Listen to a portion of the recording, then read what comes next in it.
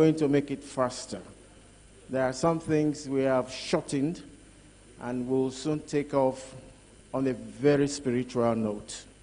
And so with that, on behalf of the Vice Chancellor of this great university, Professor Joshua Ogunwole, and the Bowen University, in conjunction with FrieslandCampina, an international conference on sustainable dairy production. And the theme is harnessing recent advances towards improved dairy production. That's how far I can go. And as you all know, good things start with prayers. And so the first thing we're going to do is to call of the chaplain of this university, Reverend Dr. Gideon Akonbi. A round of applause for him, please, to lead us in prayers. Reverend Akonbi, thank you very much, sir. All right, let's pray together, please.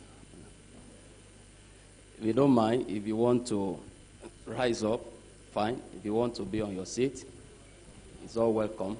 But let's together unite our heart together as we acknowledge the Lord.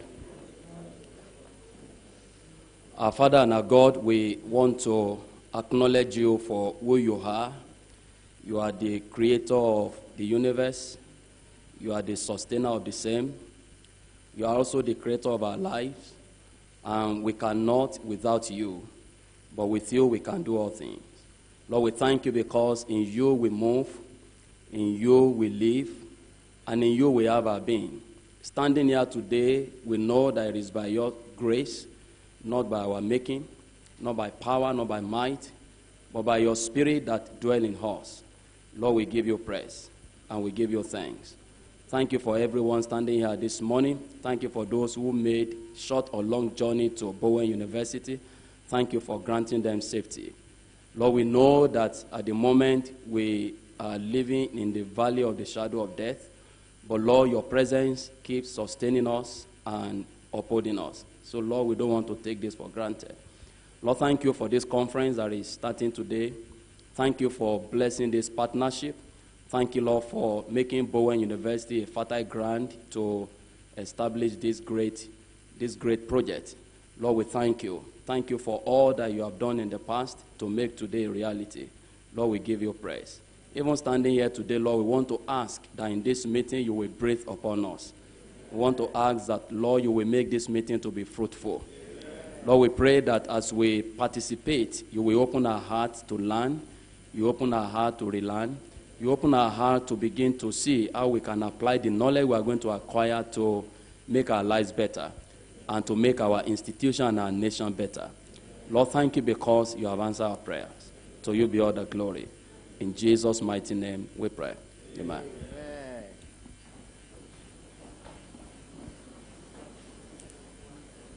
I want to crave your indulgence. Your being seated is a little bit early. Kindly, please, rise for the national anthems. Thank you very much.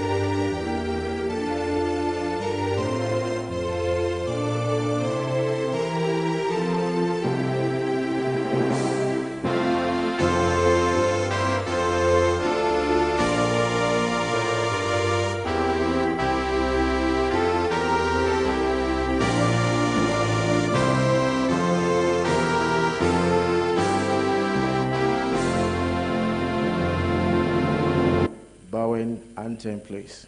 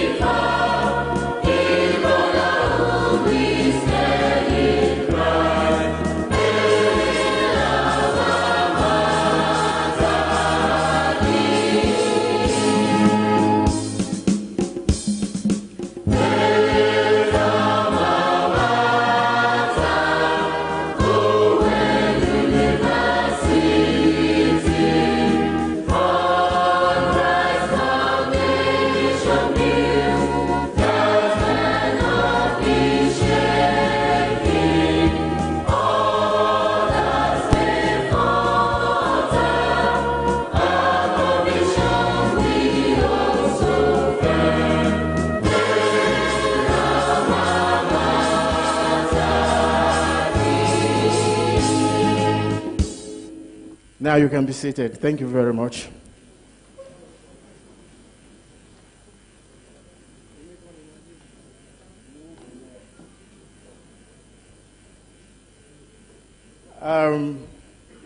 Before I go further, this conference is unique in many ways. I won't tell you much about it, but one thing I cannot fail, and I will not fail to mention, is to let you know that without the vision, without the leadership, and without the mastercraft of the Vice Chancellor of this great university, I don't think this conference will come into being. Ladies and gentlemen, I'm not introducing him here, but I want accolades and ovation for the Vice Chancellor of this university.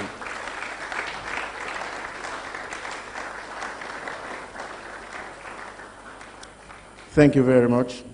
At this point, I'm going to call on my co-anchor, who is going to quickly, in a capsulized version, take and do recognition of the invited guests.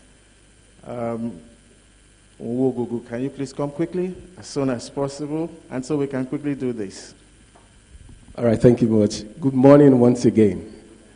I have the privilege of having to present our special guests to all of us. I would first start by introducing and presenting to us the principal officers of this great institution. These are the people that God is using to mold this institution. So I would start first by introducing the chaplain of this great institution, Reverend Dr. Gideon Akombi. You're welcome, sir. Thank you very much. I would also like to recognize the presence of the librarian, Mrs. Aderoke Otola. Is she here? She will join us very soon. Thank you very much. Very quickly, the man in charge of all the finances in this school, the bossa, is also here. Please put your hands together for Mr. Ope Kolawole. You're welcome, sir. Also, I would like to invite and present to us the registrar of this institution. He is Mr. Babatunde Adetono. We're pleased to have you, sir. Thank you for coming, sir. And also, I would like to present to us the Deputy Vice Chancellor of this great institution, Professor Oluwatosin Atobatele. It's great to have you here, sir. Thank you very much for coming. I also have the privilege to introduce to us the coach. I call him the coach.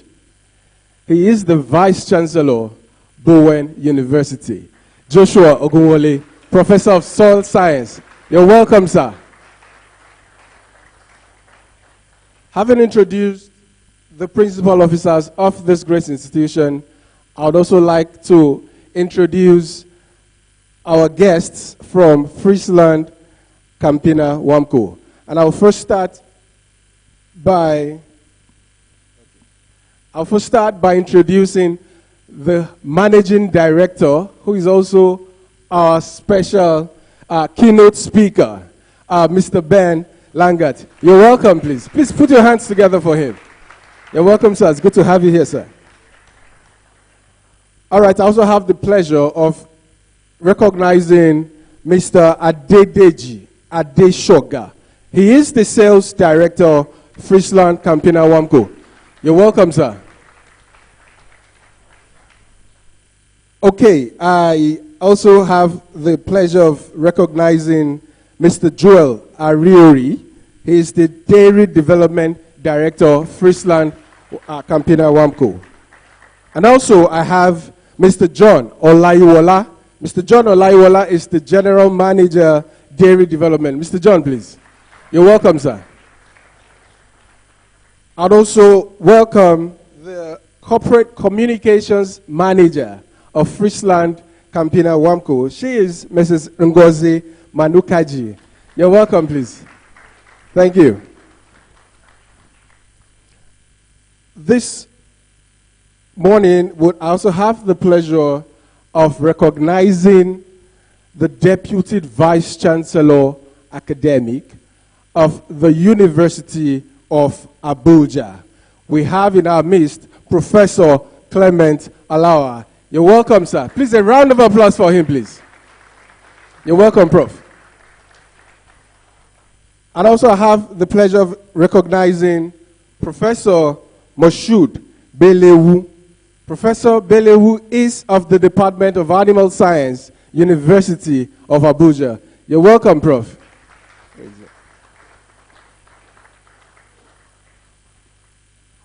All right, very quickly, I also have the privilege of recognizing some of our other invited guests. We have Professor J.A. Amodu. Professor J.A. Amodu, you're most welcome, sir. It's good to see you, sir.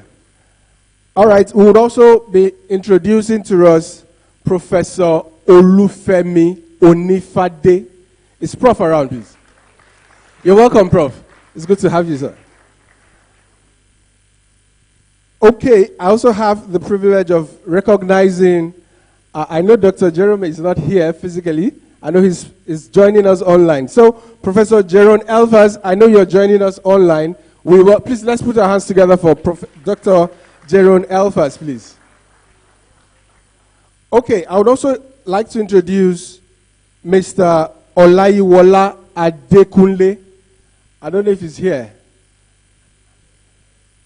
Okay, you've been introduced. Thank you very much. In Bowen University, we have colleges that are headed by provosts.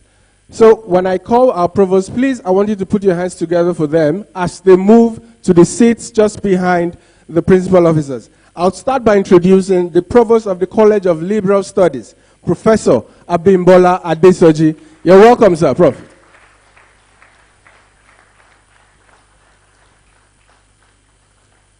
I'd also like to recognize and invite to the seat the provost of the College of Computing and Communication Studies, Professor Adebayo Adetumbi. You're welcome, sir.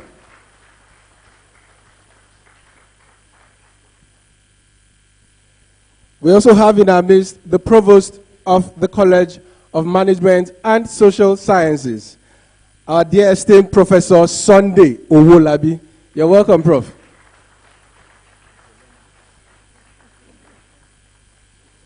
All right, we also recognize the presence of the Director of Research and Strategic Partnership, Bowen University, Professor Emmanuel Akitayo, please. Thank you, Prof. I would introduce the LOC chair at the end. All right, we also want to recognize our dear esteemed professors in the house. Please, our dearly esteemed professors, we welcome you. Please put your hands together for all of our professors that are in the house this wonderful morning. I've also been informed that we have some of our program coordinators on ground. So please put your hands together for all the program coordinators. We welcome and recognize your presence. Once again, I want us to recognize the presence of the local organizing committee chair, Professor Cecilia Akintayo. Please put your hands together for Prof, please. You're welcome, Prof. And to all of the academic staff of Bowen University that is present here, we also want to recognize you. Please put your hands together for all of the academic staff that is here. All the non-academic staff, we also recognize you. And our dearly esteemed students, please put your hands together for yourselves. You're all welcome. Thank you. Oh. It went beyond that list. But it is well. It's protocol. And we just have to observe it. You may skip it in some non-academic situation. But here, we have to. It's not only a mark of respect, but it's also a mark for you to know who is here. And so we welcome you all, and without wasting much time, We are going to the first thing after the recognition of the invited guests, which will be the welcome address, obviously by no other person, by the chairperson for the local organizing committee, Cecilia Olufunke Akitayo. A round of applause for her.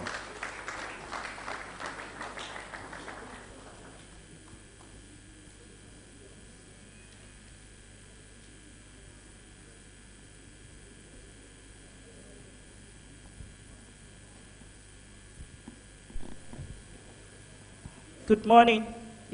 Good morning, everyone.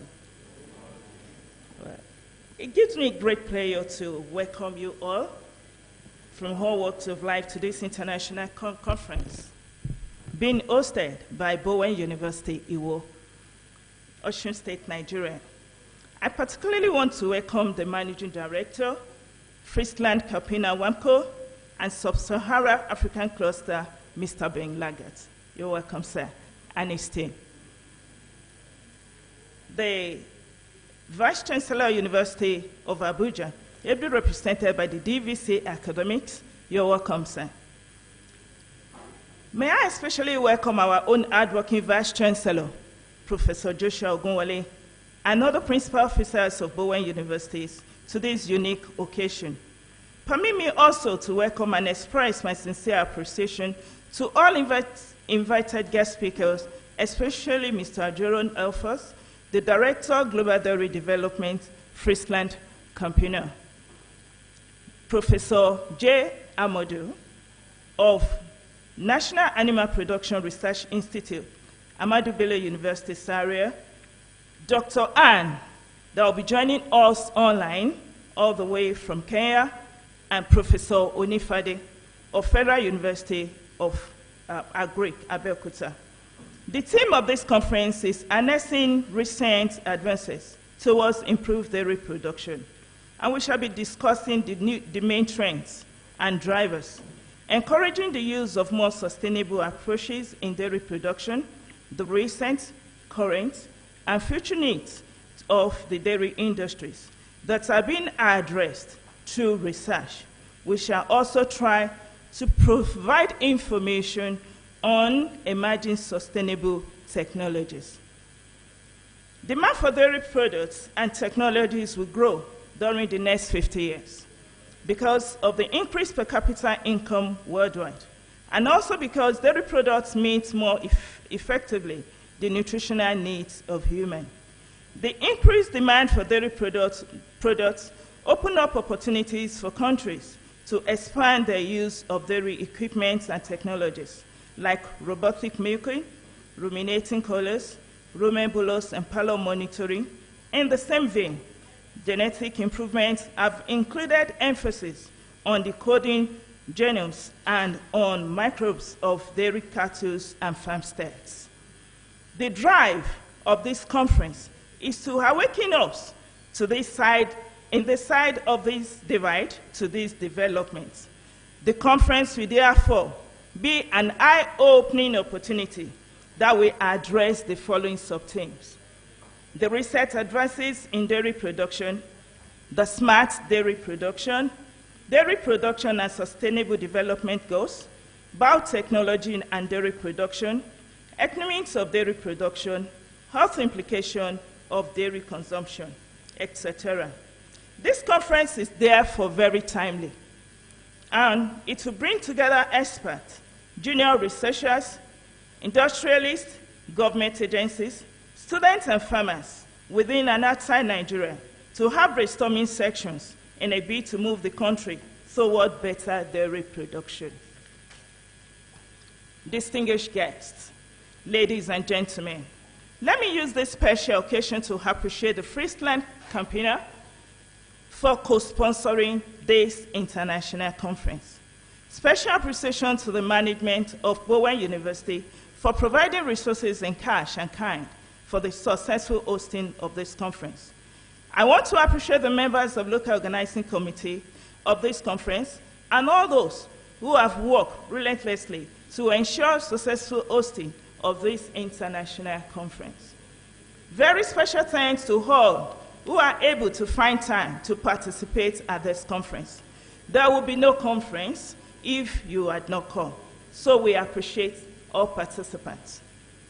We have participants from Bowen University, University of Ibadan, Afeba Balola University, Ekiti State University, Ado Ekiti, University of Ilorin, Obafemi Awolowo University, Osun State University, Federal University Oye Ekiti, Federal University of Agric, Abeokuta, Ahmadu Bello University, Zaria, Ebonyi State University, Tech for Health Limited, and Institute of Livestock Research Institute, HIT.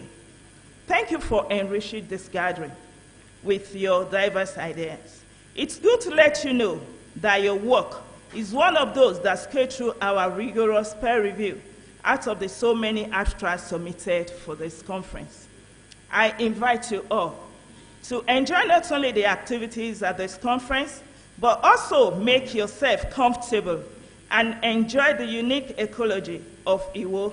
Wishing us happy deliberation. Thank you very much. A round of applause for her, please. A round of applause for the chairman, local organizing committee for this conference. Briefly, what she just said gives you an insight into what to expect from this conference, not only for local use, but for the international significance of it all as it affects Nigeria.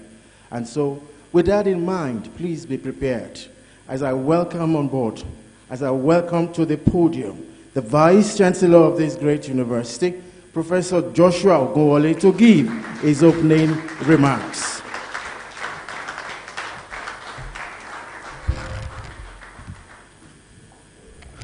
Okay, let me align with the protocol that has already been established. It will save me a lot of energy and pressure calling names and what have you. But Ben, thank you for coming, because I know you're a very busy man, and for agreeing to be our keynote speaker. It's something we don't take for granted. Now, let me start this way. So, sometimes ago, several years ago, my grandfather had that, asked my dad, then I was a student in the university, and asked my dad, what is he reading? My dad said agriculture. And my grandfather changed his face. He said, what do you mean agriculture? Farming. He said, why would you send a child to read farming when I can teach him everything he needs to know? I mean, you go waste money and send him to farm? Bring him here, I will teach him everything he needs to know. And so, when my father got back to Kaduna, where we are, my dad told me, he said, look, this is what your grandfather said. All right, so I started thinking, I'm going to make sure that this man knows there's difference between farming and agriculture. So one day, an opportunity came. He wanted rabbits. Okay, he saw rabbits with his with a friend of his, and he wanted one. And the friend told him that, no, my children just got this. They are imported. And so they said they are imported, and so I can't give anybody. So when he told me, I told him that I will get the one imported for him.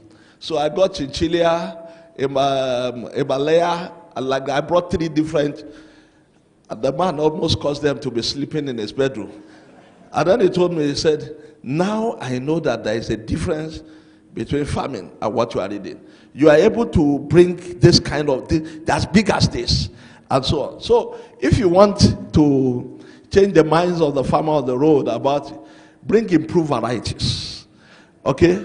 Bring genomics into what we are doing, and the farmer will appreciate us and smile. Okay, my work is just easy, but it may take a little longer because I would use this opportunity to tell you how we started, and I will talk about how I met John Adekunle, because there's no way you can talk about Bowen's story without talking about John Olaiwola Adekunle. How finally my friend and brother Joel Ariori came in to help lift us up. And I will share a little bit about Bowen University and what we are looking at here and where we need to go. And then I think I will have been done. So sometimes in 2018, okay, I was being interviewed for this position here in this building. And at the end of the day, the council asked me, do you have any questions for us? And I told them I don't have a question, but I have a comment to make. I said, I saw your cattle moving all around and so on. I said, that's not the way to raise cattle. I said, we have a problem in this country. There is a struggle between the farmers and the agro-pastoralists. Now, if somebody is bringing money for you to do research on this, I say, if I'm the one bringing the money, and I get to your gate and I saw your own cows moving around, then I know you can't solve my problem. And so I will take my money back without even seeing anybody, and then I'll go. I said, that's not the best way. And then they tell me, all right, if you happen to come in, then there's a challenge to you to do something. Now, when finally I came in 1st August 2018, again I was invited by the leaders in the community. They said, this university has been here for about 18 years now or so. Then it was 14, thereabout. And then they said, we've not seen the impact of this university in the life of the people. So, and I told them, I said, yes, the university must grow to a certain point before you can see impact. But let me tell you what I plan to do. I said, I noticed that in Iwo here, most of the things you do is that is butchery. You slaughter beef animal and you sell. I said, now, what I'm planning to do is that I'm going to open what you call a meat laboratory, okay, and then give you improved variety using artificial insemination and so on. Then you sell the bulls to us, and then we slaughter those bulls, we package them and market them in Lagos. And so every time the leaders were talking to me in 2018, that was the vision I had. All right. So while we were thinking about raising this, building a meat collection center, building a meat lab and what have you, and so on, through the chairman of FrieslandCampina, Mr. Ajekibe, yes, I had to meet John. And while we were talking with John Olaiwola Adekunle, I noticed that what he was trying to say agree with what I have in mind to do, except I need to change from beef cattle to dairy. That all is, we're talking about outsourcing, talking about this, and I told him, I said, look, man, this is what I actually have in mind. But if this is what you guys are thinking too, they are very similar. I don't care whether it is beef or it is dairy. The most important thing is that let money get to the pocket of the people. Let there be improvement in the household food security. Let every household be able to feed themselves. And so, we got started. I want to thank God for him, because he's a passionate young man, very energetic. And so he drove it with passion. Because for me, when I don't see passion in you, I just write you off. And then I face whatever else I'm doing. Because it takes passion to drive anything. Okay, but when I see the way it's moving, and so one had to move along at that speed with him, we quickly started putting together a paddock.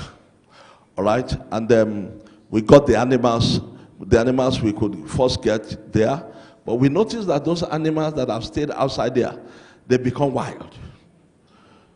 In fact, I don't know whether we took the picture when that animal pierced the back of one of the hands that were handling it. They've gone wild. And so I had to abandon those animals there and go to Gombe State and pick about 33 cows. And we didn't go to the market because we noticed that what you buy in the market is actually what they want to dispose. Maybe not too healthy, and so we went to homes and we were picking what we want, like that, and assemble them, and then we ship them over. And that was how we started the paddock. In the next 1 month or two, by January, we'll be expanding the paddock. Because now artificial insemination are taking place, and then we'll be expanding so that when the calves start coming, we should be able to. So that is how they started. Then along the line, Mr. Joel came. And Joel gave me a challenge. And I like challenges. Joel told me, he said, look, we'll support you to get with semen for Jidelando if you can raise 100 cows. And I'm going to raise 100 cows. I can assure you that. I told you I will, and I'm going to do it by the grace of God. So when we expand that paddock, I'm going to be bringing another 30 in by the grace of God. So we're going to, when we get to 100, Joel, I'll give you a call that we got it to 100. Yes, but I sincerely want to appreciate the fact that it didn't wait to get to 100 before they gave us this the semen which we were using. Let me say something, that the way to go for any knowledge-based institution is actually partnership with companies, and not just companies that have the desire to improve the livelihood of society. And so it's one of the things I have been talking about in Bowen. And so with FrieslandCampina coming, it was like a dream come true. Okay, that we can partner with organizations along a specific line and then achieve results. So I know that, Ben, most of this came with your support, and that's why it's good to have you here so that everybody will know the big man and the strong man behind what has been happening. Thank you. What are we planning to do by the assemblage of dairy scholars and scholars working along the dairy value chain? We felt like if we must harness advances towards improving K2 production, we need to know where we are, all right? And then we need to know where we want to go. And then we need to draw a tangent from where we are to where we want to go and decide how we want to get there. And I think this is not just going to be a one-off thing. I see that every 2 years we should be able to assemble to look at what we're doing and so on. While I was talking with Ben this morning, he spoke about the big picture. And I feel strong that, yes, we must be talking about the big picture, not only in terms of Nigeria, but we must look at sub-Saharan Africa in itself, and how we can work together, how we can network, how we can have handshake across, and develop the African dairy industry. I'm looking forward to discussions that we have to do with feeds and feeding and use efficiency. I'm looking forward to even discussions on dairy product development and packaging. Looking forward to discussion on dairy business across the dairy value chain. And for us in Bowen, like I mentioned this morning, our desire is actually to run such a way that we can have a breed that may be a breed that is stable, a breed that whose milk production will significantly exceed that of what we have now. And at the same time, a breed that will not segregate whatsoever.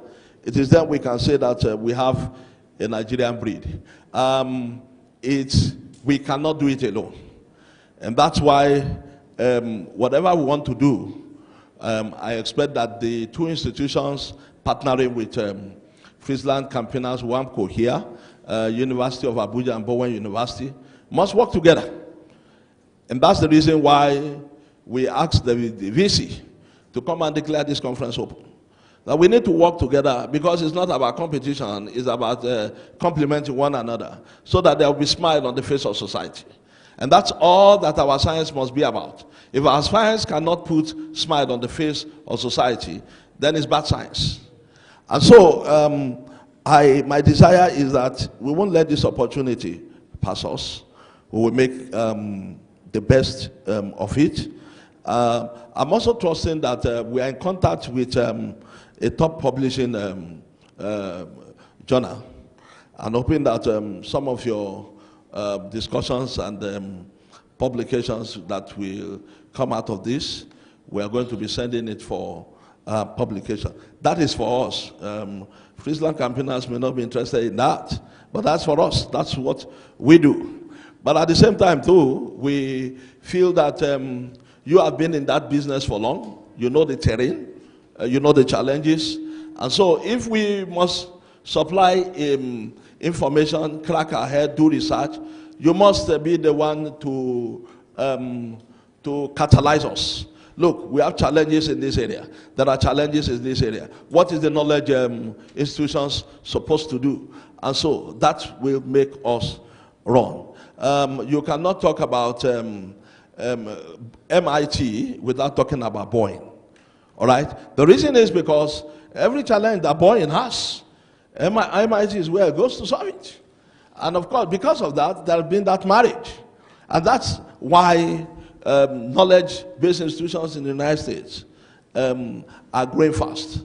Because there's a marriage between them and industries, particularly fortune seekers.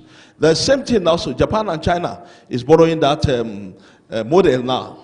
And I feel that, yes, the business community, the private sector, have gone a little bit ahead than any one of us when you talk about business in Africa. And that's why they must drive this. That's why there must be a marriage. So before I go to take my seat, I just want to let you know that, yes, under the CNDDD, the Bowen University believes so much in this, not only because we want to satisfy the quest of FrieslandCampinas, but we have a community too that we must be responsible to. If I was telling the community that if every one of you can have 2 or 3 cows just within your backyard and so on, then you can be sure that you will never go hungry. Because in as much as you produce milk, we buy milk from you, you can feed your family every day. And in as much as we have an MOU with FrieslandCampinas, they built a milk collection center here in Bowen. And so they uptake the milk from us. So one of the things we expect to be done is students will work on how we can expand this such that what we are having now, in a month we can double it. Okay? So socioculturally, even mechatronically, every area of endeavor, we can actually find something to do with the dairy business. I see where artificial insemination and the robotics is being used to make, and so on. So there is nothing your students cannot do. Okay? And the truth of the matter is, you just listen to us now, but you are the brain, you are the future, you are the innovators. So whatever you are hearing now is so that you can think and innovate. It's so that you can bring out an idea, no matter how crazy, in quotes, you think the idea is. It's crazy ideas that change the world. So without boring you, I know that this is going to be a unique workshop, a unique conference. I thank Cecilia Akintayo and her team for doing everything possible to ensure that this conference could hold when we said it was going to hold. So, ladies and gentlemen, that is all I have to say as opening. You are very much welcome. Let it be participatory. Thank you, and God bless you. A round of applause for the Vice Chancellor. That is cold. For somebody to have left Iwo and went all the way to the north to search for cows and see to the development of agriculture within the context and the confines of the university. takes a lot of visionary mind. So please, let us have a bigger round of applause for the Vice Chancellor. Well, in what I have here, they said opening remarks, but I know my Vice Chancellor. He will go deeper than that. And the point remains, it is only the deep that can relate with the deep. And he has just done that. Another round of applause for him. Well, to go further, when you look in front, there is somebody seated here that is dressed differently from others. And he has a reason. He's not going to tell you the reason, but I know the reason. You want me to tell you? He wants to be like Omonile himself.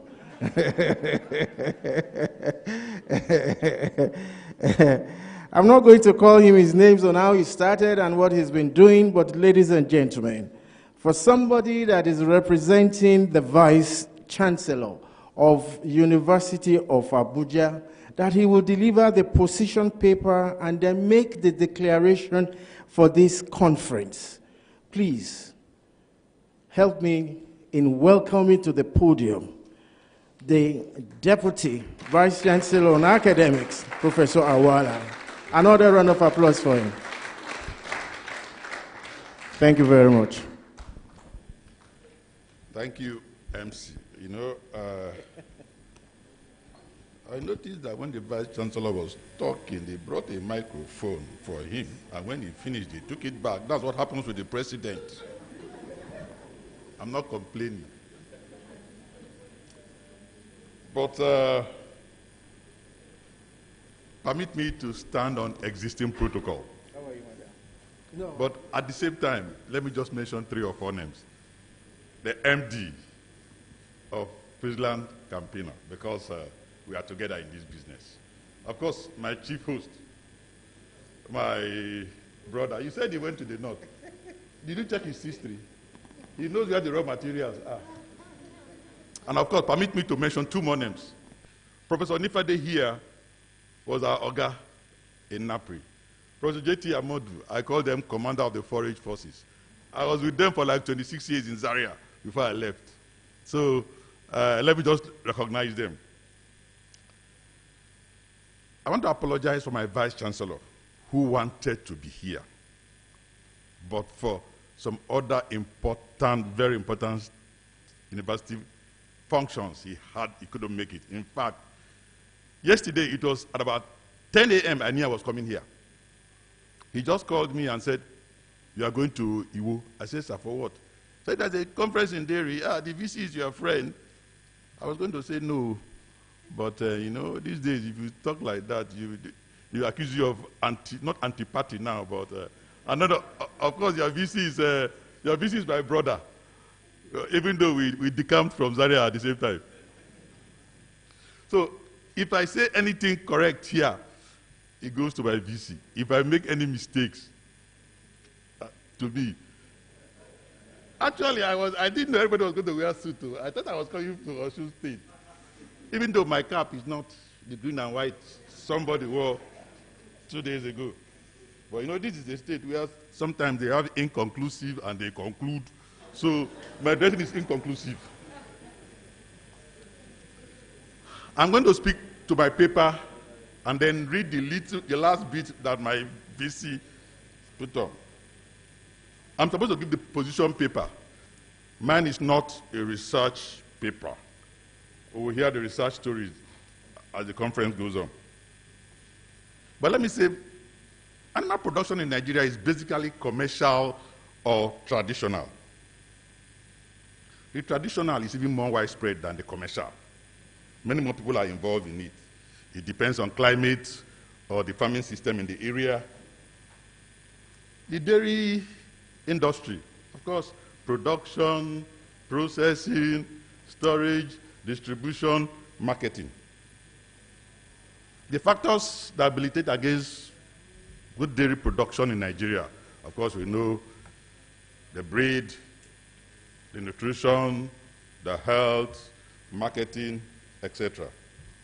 Yes, like what we mentioned, in Nigeria, we have about 10 indigenous breeds of cattle. None is regarded as a dairy breed because we have not bred or selected any breed deliberately over the years for dairy production. We have not. But our cattle, we say they are multi-purpose: beef, dairy, draft, that's they use them as work. So something has to be done in Nigeria. Of course, like we say, it's crossbreeding. That's where we have to work. The world over, animal production is measured on production per unit animal. How many kilos of beef do you produce? How many liters of milk does a cow produce? In Nigeria, what do we do? Since 1992, when we had the last livestock census, RIMS, we just keep extrapolating on the numbers and saying in 2018 we had this number, in 2020 we are going to have this number, and then we are saying we are increasing productivity. That is not increasing productivity in real livestock production. Now it's production per unit animal, or you are shortening the time interval for going to market. Look at poultry industry, for example. If you look at, when we were in school, it was 12 weeks. It went to 10 weeks. It went to 8 weeks. It is 6 weeks now. That's production, not what we are doing. So we have to be serious, and that's where FrieslandCampina has come in, and that is where we have to go. Some authors say that Nigeria spends well over 75 billion naira annually on importation of milk and milk products. And most of the milk products in Nigeria, they are made from reconstituted powdered milk imported from outside. Of course, the importance of milk goes beyond just its presence as a food, because we know that milk plays an important role in the development of the brain of children, because it furnishes some very essential nutrients. And so it has effect on performance. You wonder why kids born outside, Nigerians born outside Nigeria, are excelling all over the world. Don't ask me why. So it is time that the dairy industry gets working so that it can provide what is needed for our ever-increasing population, provide job, provide income, reduce the pressure on the dollar or on the naira for importation. What is the position of University of Abuja?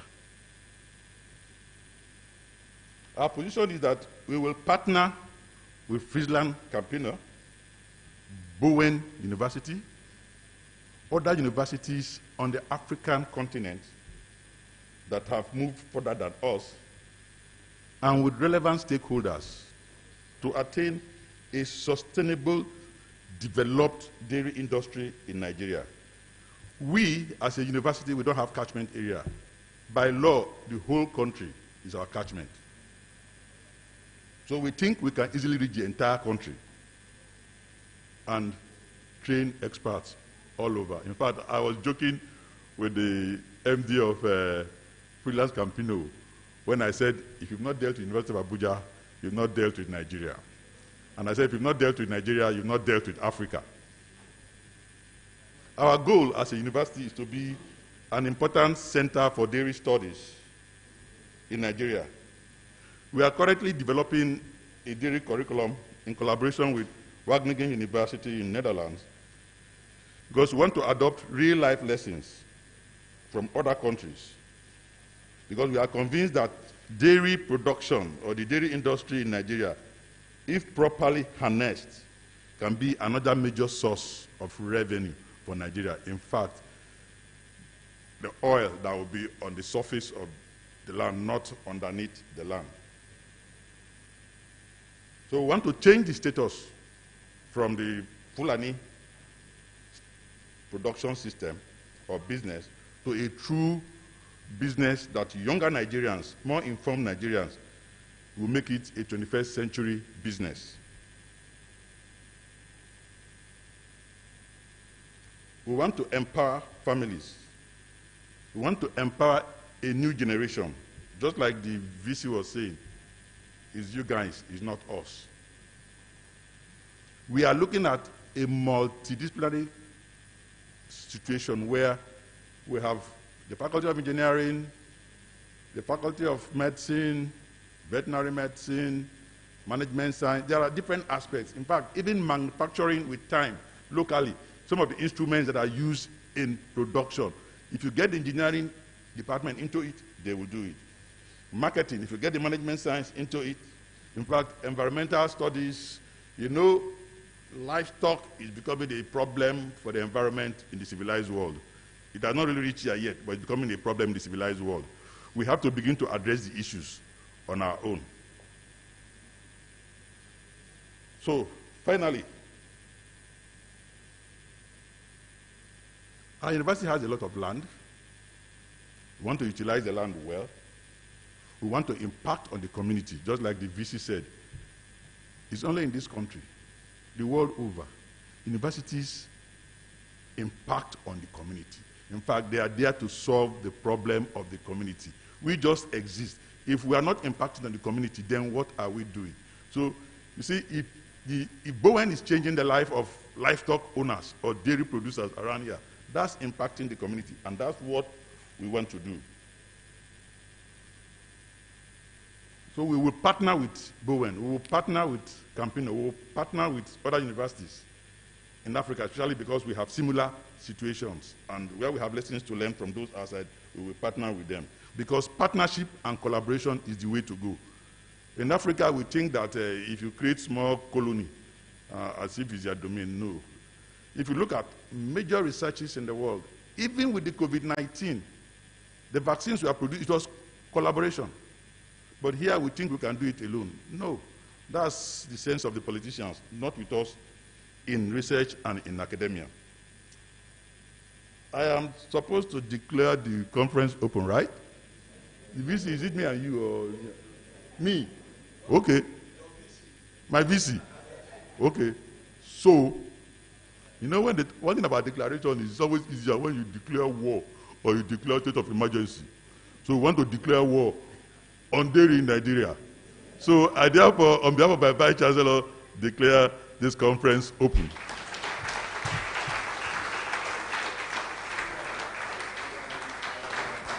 A round of applause for him, please. Another round of applause for him. He has indeed declared war. And like he said, there has to be collaboration, and that is why Bowen University has started it. The collaboration with the right people, the right industry. That's what it is. Collaboration to move the nation, to move even where your locality is, to move them forward. And from what he said, it was loaded. It was a positional paper. It was his own position paper. Now, before he now went to the University of Abuja Vice Chancellor's paper. Amongst all, it was loaded with a lot of wits, and a wit loaded with wisdom. Again, another round of applause for him. Well, sir, it's not a surprise, but since you want to be an Omonile, we are going to give you a taste of what the Omonile is all about.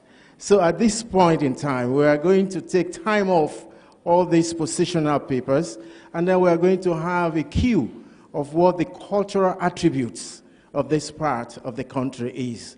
Ladies and gentlemen, I now call on the Ayewa Cultural Troupe to come on board. Thank you very much. A round of applause for them.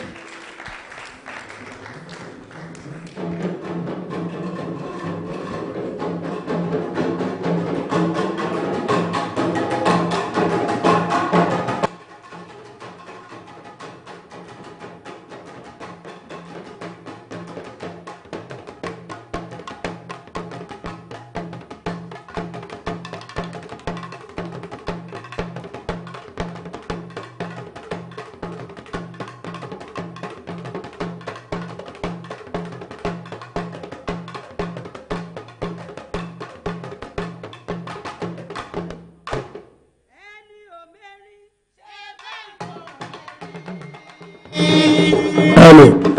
Ẹni ò mọ̀ sá ṣe bẹ́ẹ̀ jiyàn lọ́bẹ̀. Ẹni ò mọ̀ wá ṣe bẹ́ẹ̀ gbóhùn àwa. Òṣèré ayẹ̀wò máa tún ti dòde.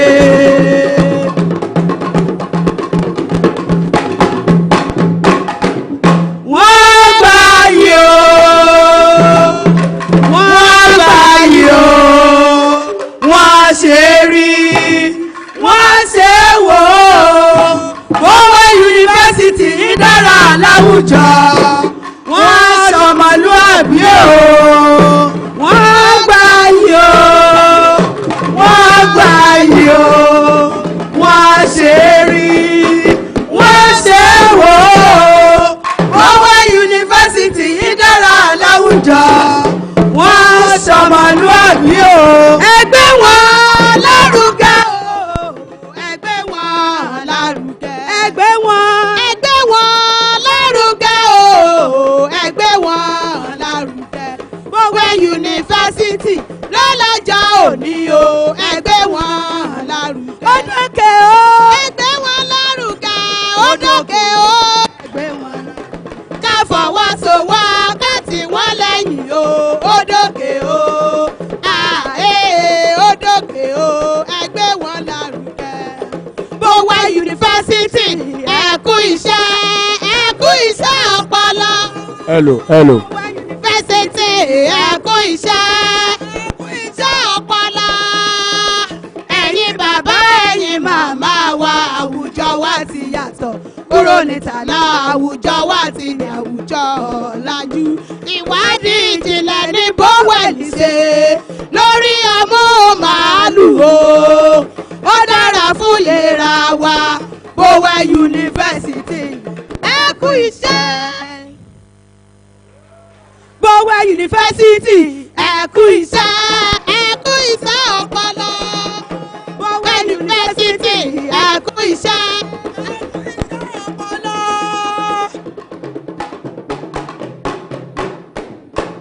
Bowen University ẹ kú iṣẹ́. Bowen University ẹ kú iṣẹ́. Ilé ìwé yìí ó gbà yìí ó gbẹ̀yẹ. Bowen University. Ilé ìwé yìí ó gbà yìí ó gbẹ̀yẹ. Bowen University. Mo tún gbórin dé mo tún gbórin bọ̀ kẹ́ ẹ mọ̀ pé kẹ́ ẹ wá òòrè mi dúdú bí òwúrọ̀ ọmọ Amadéyàn kòrò ní gbóni níyì ọmọ Akànjì. Ìbà lónìí mo rí bàkíbà mi kọ́ mọ́ ṣe.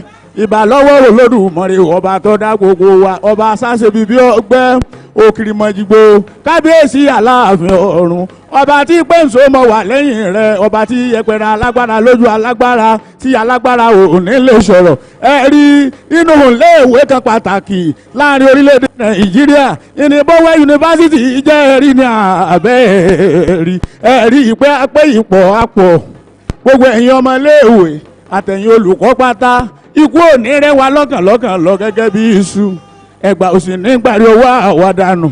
Ẹ̀rí èyí bá pè ní International Conference Sustainable on Dairy Production, tákòrí rẹ̀ ń jẹ́ Anasi Recent Advance Towards Improved Dairy Production náà ni lórí ọmọ màálù. Ẹ̀rí ìwádìí ìjìnlẹ̀ tí ò lẹ́gbẹ́ ìnílé ìwé Bowen University ṣe lórí ọmọ màálù. Ó ti pẹ́ tá à ń ti mú mílíìkì kí aláyé tó dáyé. Ilé ìwé Bowen University wá ṣe ìwádìí sọ́tún, wọ́n ṣe ìwádìí ìsósì.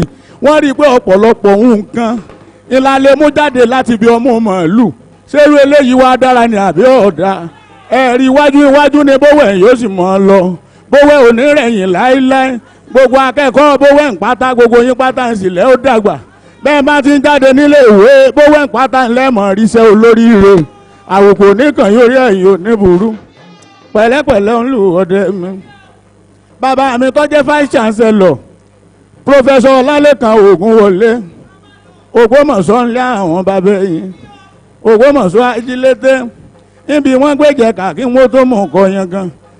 Bàbá mi Ọlálékan Ògúnwọlé bí n bá rí pálọ̀ àwọn bàbá yìí mọ̀mọ́ lé wọn. Ògúnwọlé máa gbọ́ ẹlùlù kò ó yáyá, ẹlùlù kò ó yáyá, ògo wọlé rèé o, ẹlùlù kò ó yá. Ògùn wọlé rèé o ẹ lùlù. Ògùn wọlé rèé o. Ògùn wọlé rèé o. Ògùn wọlé rèé o. Ògùn wọlé rèé o.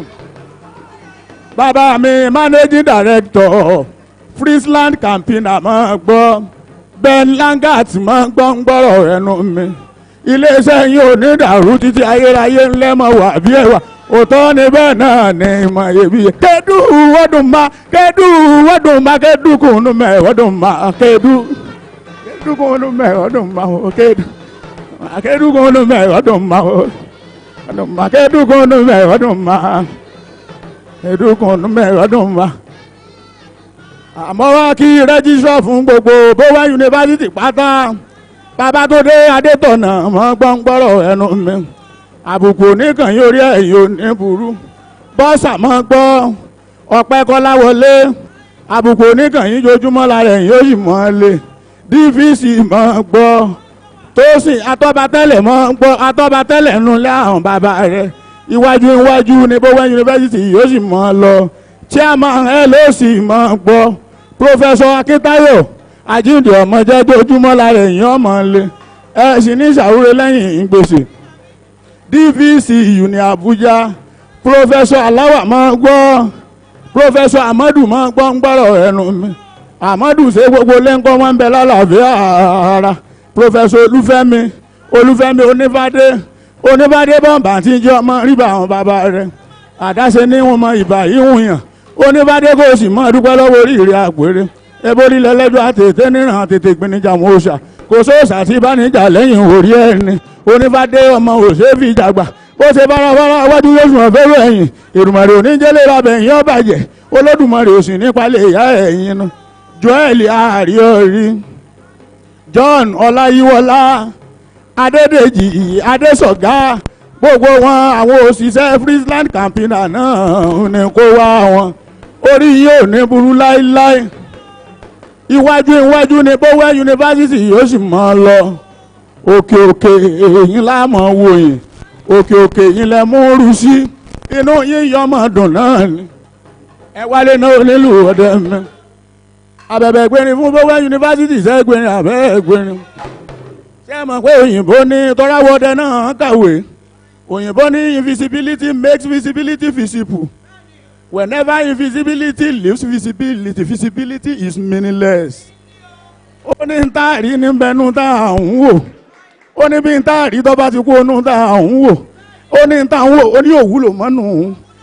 For example, wọ́n ní gẹ́gẹ́ bí ewúrẹ́ bá dún mẹ́mẹ́. Wọ́n ní tá a bá pé ewúrẹ́ tán, tá a bá yọ apá, tá a yọ tán, tá a bá yẹ̀dọ̀ tán, tá a sì tún yọ̀ ọ́ fún. A lè mú mẹ́mẹ́ jáde nínú ewúrẹ́.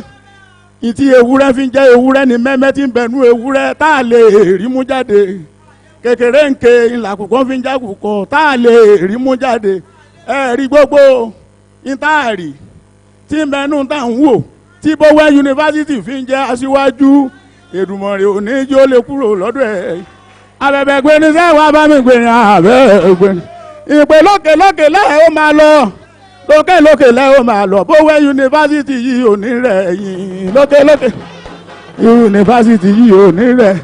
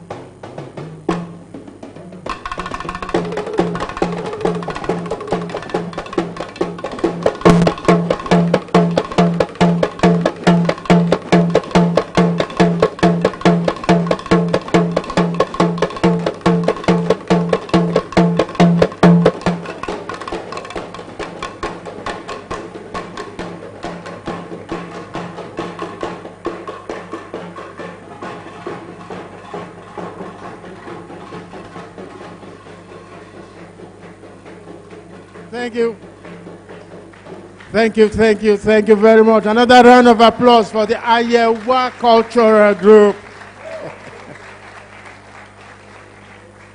Well, you may not understand, but they've spoken in different ways.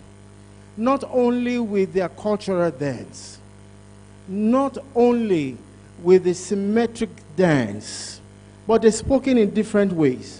And it all boiled down to one thing: Bowen University is great. As if they knew what we are doing here. They keyed into the information there. And they used what this theme, what this conference is all about, to do their cultural performance. Another round of applause for the Ayewa Cultural Group. And now, we've come to a very important position of this opening ceremony. We are to have the keynote address. The keynote address by the MD, the Managing Director of FrieslandCampina WAPCO, and also the Sub-Saharan African Cluster. Ladies and gentlemen, before I welcome him to the podium, sir, I would like you to please rise as we have a short profile on you. Can you come down here, sir?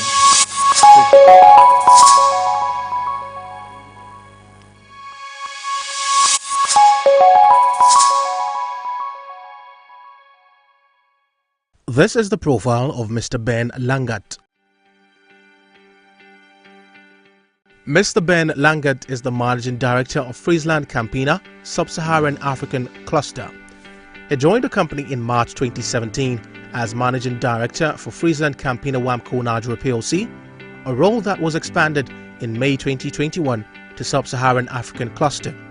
He has over 29 years experience acquired through working in leading multinationals, Unilever and Coca-Cola before his current position.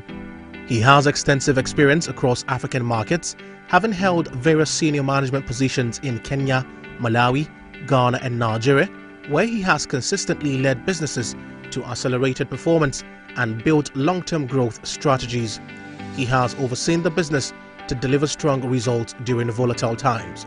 He is passionate about building sustainable businesses that improve livelihoods in Africa.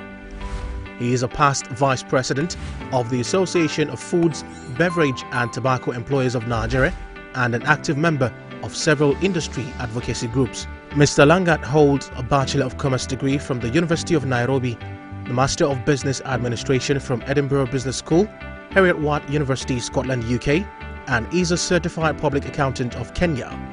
He is a member of the Institute of Certified Public Accountants of Kenya and is an alumnus of Harvard Business School Advanced Management Program, Boston, USA, London Business School, as well as IMD, Lucerne, Switzerland. He is married with 4 children. Ladies and gentlemen, please welcome Mr. Ben Langat.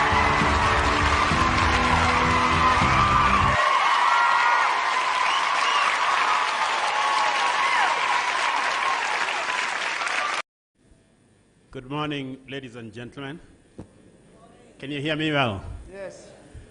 The Vice Chancellor of Bowen University, the staff, the professors, many I've met here, representing the Vice Chancellor from University of Abuja. I've met Professor Nala when we came to University of Abuja, so I'm very glad to be here with you. Professor also from NAPRI, and all our colleagues that are here, the students. Very important to recognize the presence of the students who are here because that's the future of our continent. Permit me to stand on existing protocol, but just to add one more set of important guests that probably were not mentioned that came with us, and that's our farmers. I think we have a few farmers with us here. Could you stand up? We have 1 or 2, a farmer, Moyosere, Rafiu. And they are very important to us because without them, we would not have these products, and that's why you saw me picking it. What you see behind me here is 100% from local milk in Nigeria, local production from the farmers that we have here. I'm also very happy because of my colleagues in the dairy development who have been championing this cause really passionately. They know the discussions we have, the push that I have on this, the commitment that we have as a business to see that dairy development works in this country.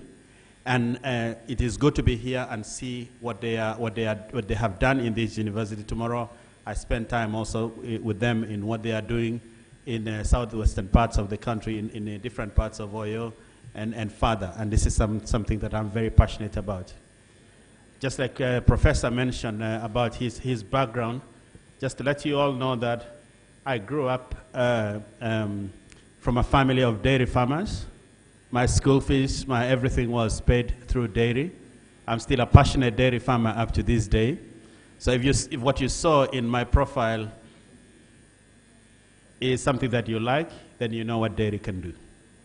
And that's really what is the opportunity that is in this country, Nigeria. Earlier in the day, we talked about what is the real gold and what is the real oil that this country needs today. It's no longer the oil that comes from underground. It's the white milk that you get every single day. It's the cereals that you get from farming. It's the palm oil that you have. It's the cotton. It's the rice. It's everything else that is above the ground. So if you are looking for wealth and prosperity in Nigeria, look no further. Look into what the land can do for you. And we are very glad that we have been partnering and driving this agenda forward very strongly. It's something that I am very passionate about. And that's why for me, given also where I've grown up, then I know that nothing is impossible when you want to change something like dairy. And together we'll be able to do that. The topic that I will cover is on harnessing advances towards improved dairy development in Nigeria. I don't know how much time I have, but I have put in a lot of content. I know when you are in an institution of scholars, they like to go into detail. So I may not go into everything here. Should you want more detail, there's a separate paper which has been prepared, which you can actually put in your library or any of your locations where students can reach, or even the professors. You have also the team that is behind this, Dr. Jeroen Elfas. I think he will join you in the panel a bit later. But if you are looking for the best in dairy development in the world that can make a change in sub-Saharan Africa, look no further but the team that we have here from our global dairy development and the local dairy development led by Joel, led by John, who have moved the country to where we are today.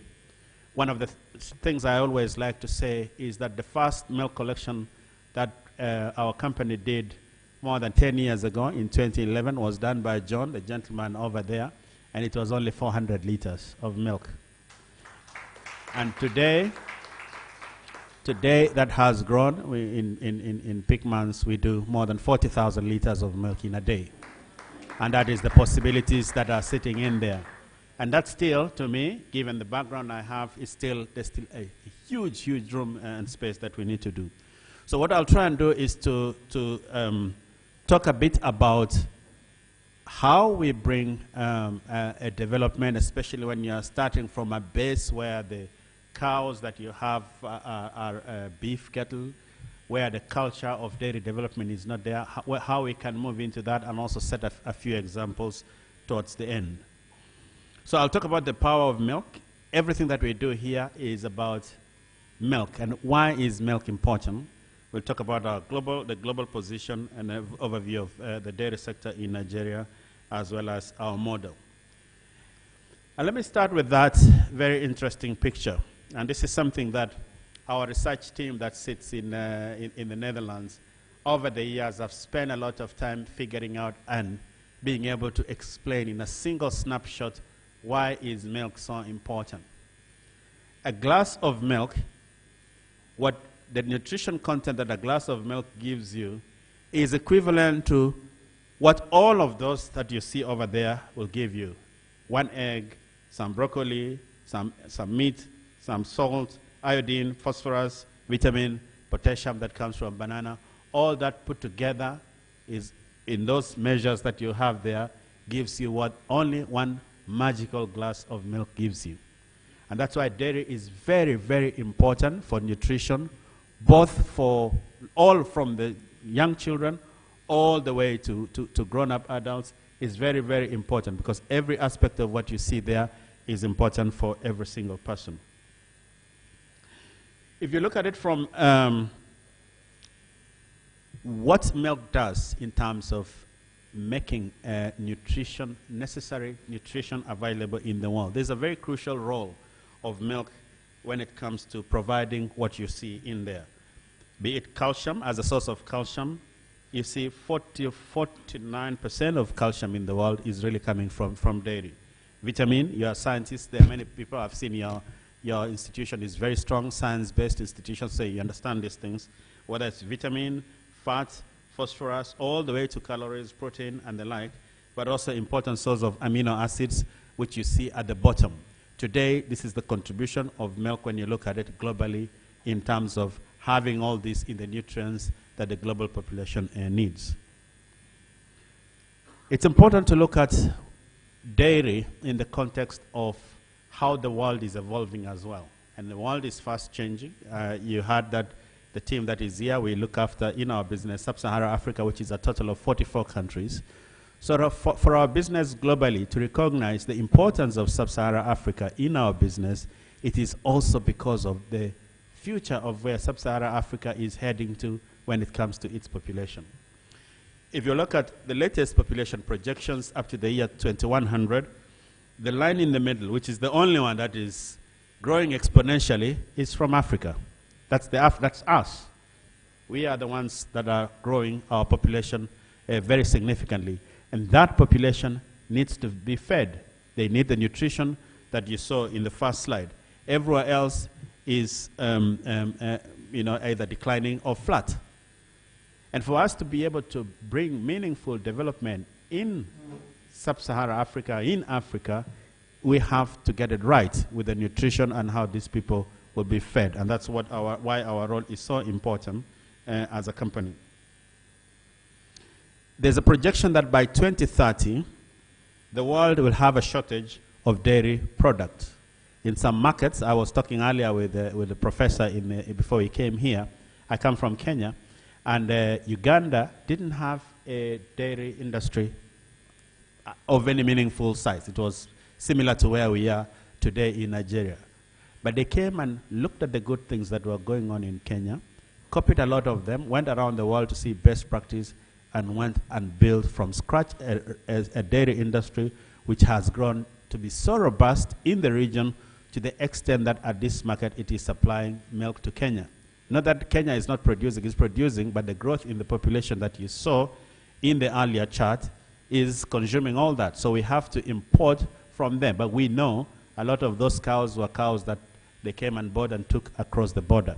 So it's very, very important that we recognize that when there's a shortage around the world, it affects prices. I'm sure everybody is complaining today about prices, about availability, but more important to us, which is our purpose, about nutrition.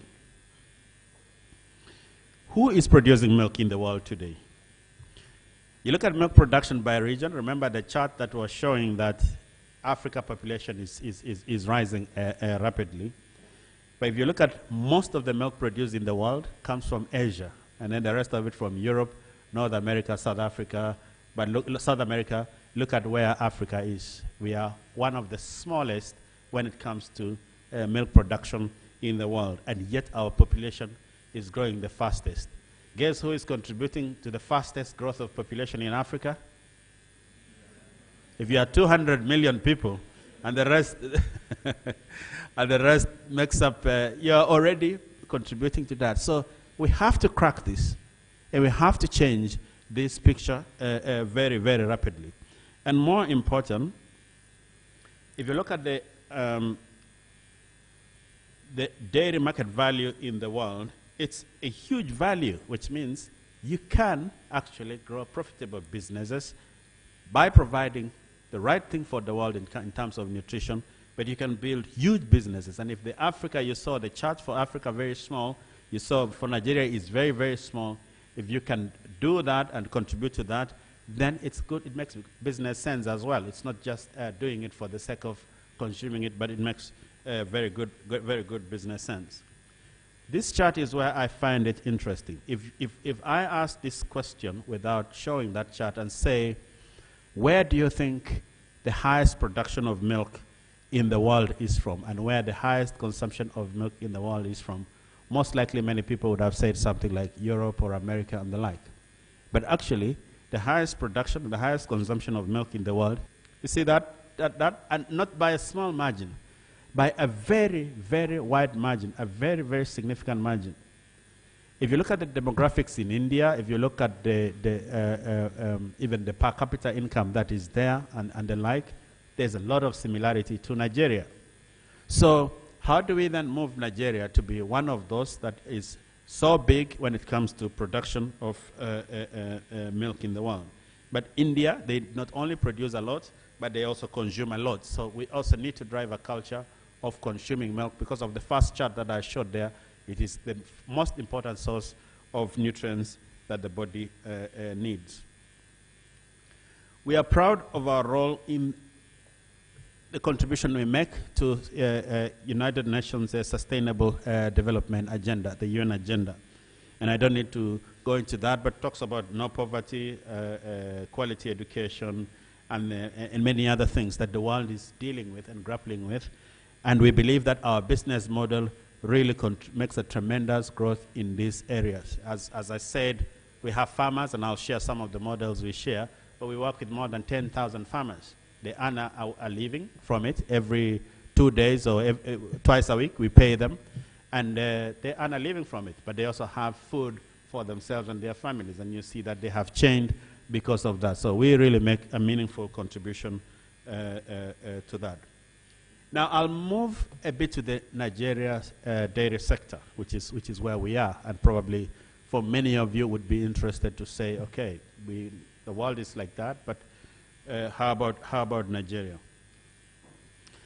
If you look at some key statistics about Nigeria, we are the 6th largest when it comes to the cattle herd. We have more than 20 million cows. There's a cow, and there's a reason why you have a cow. If it is beef, then it's a different reason. But there is 20 million cows roaming Nigeria plus, and all of them, basically, I would say almost 100%, very small percentage, non-indigenous. They are really indigenous cows, with very, very, very low yields per cow. And that's where the problem lies. If you saw that chart you had there on India, which was very long, is because over the years they've changed their breeds, Sahiwal and others, they've changed it over time, but we are still at very, very low yields per cow, and I will tell you a bit later what we have done to change this and why we believe that by replicating this, it makes a big sense. The difference also here is that 95% of the farmers or people who keep cows are nomadic in nature. So it's a lot harder to build a sustainable dairy industry when people are moving around. You know, it's a model we have worked, and we collect most of our milk from nomadic dairy farmers, but we also want to shift and make sure that we address also the farmers who are settled around. So it's mostly subsistence oriented. If you have a few cows and you're producing 1-2 liters per day, it's mostly for your local consumption in your home. Women play a very big role in that chain. And if you look at the local production, it's between 600 700,000 tons per annum, but we need much more than that in the country. So the sector is still inefficient. Annual consumption about 1.8 liters, and look at what we are producing, and very low per capita consumption. 8 liters per year. So all of you in this room, if I put together the milk you consume in a year, I pick 8 of those cartons, the ones on top, the package on top, because one is 1 liter. 8 of them. That's what you consume in a year. The world global average is 44, which is very low. But if you go to Western Europe, it is way, way in the hundreds, 300s, so those sides there. The highest in Africa is about 100 liters per year. So it means you are sourcing your protein and your calcium and phosphorus from something else. and maybe lacking to a large extent, especially for the vulnerable people, which is children, pregnant mothers, old people. They probably are lacking on that, and that is what we need to change. And that consumption, you saw the graph on the increase. That projected consumption is still going to grow, and we need to cover that. But, and the professor also mentioned we spend a lot of money on importation. I have spent more time talking with government, with the central bank, with the governor of the central bank, pushing us on backward integration and like, and showing what we do, and that dairy is a much longer and slower process. It should have started a long time ago and the like, but we are working on this. But do I recognize the problem? Of course I do. If I was governor of central bank, or I was a minister or something, I would say I don't need to spend all this money on forex. Produce it locally, but to produce it locally, we need to work more efficiently. So that's the sector at a glance. I will not go into a lot of details. As I said, some of the details that are there is so that you can be able to read through at your own time. But just to say that what all this says is that there's huge potential in the sector in Nigeria, because it's very, very small. The dairy sector is the second largest in the industry. As you heard, I'm a past vice president of the Food and Beverage Association in Nigeria, and also active in other industries. We are by far one of the largest and big employers in this country, and so there's a huge potential in there. The demand will continue growing. Local production is very, very small, hence a big part of that. And as I said, there's a lot of work going on with the government also on dairy on that. There's a national dairy policy, which we do recognize has been put in place. We have discussed a lot. There are some things we need to be very careful about, because if you put a ban, the sufferers is not, you cannot resolve issue of no forex by banning without providing an alternative. So we need to be gradual in the process. So this is the kind of conversation that we are having. But there are lots of challenges we face as well. If you ask me today, what is one of the biggest setbacks on why dairy development has not produced in Nigeria, I would say insecurity is a very, very big part of it. You cannot do business meaningfully if you cannot be able to wake up every day and go around your business, and tomorrow and the other day and every other day, without an assurance of your safety. So security plays a very important part. Just to give you an example, so in part of this engagement we have been having with the government, they gave us land in Niger State, in a reserve called Bobby. The government allocated us 10,000 hectares, which we still have. And we started developing. We planted pasture in 1,000 hectares. We put a milk collection center, like the one you have there, bigger than that. We put a camp, training center, everything. We brought cows and started running. Then one day, some bandits just came and took over the cows. How do I convince anybody, leave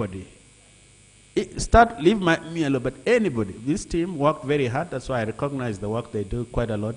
How would I recognize anybody in our organization, which is 150 years history of doing dairy in the Netherlands, that I should continue doing dairy in such a location?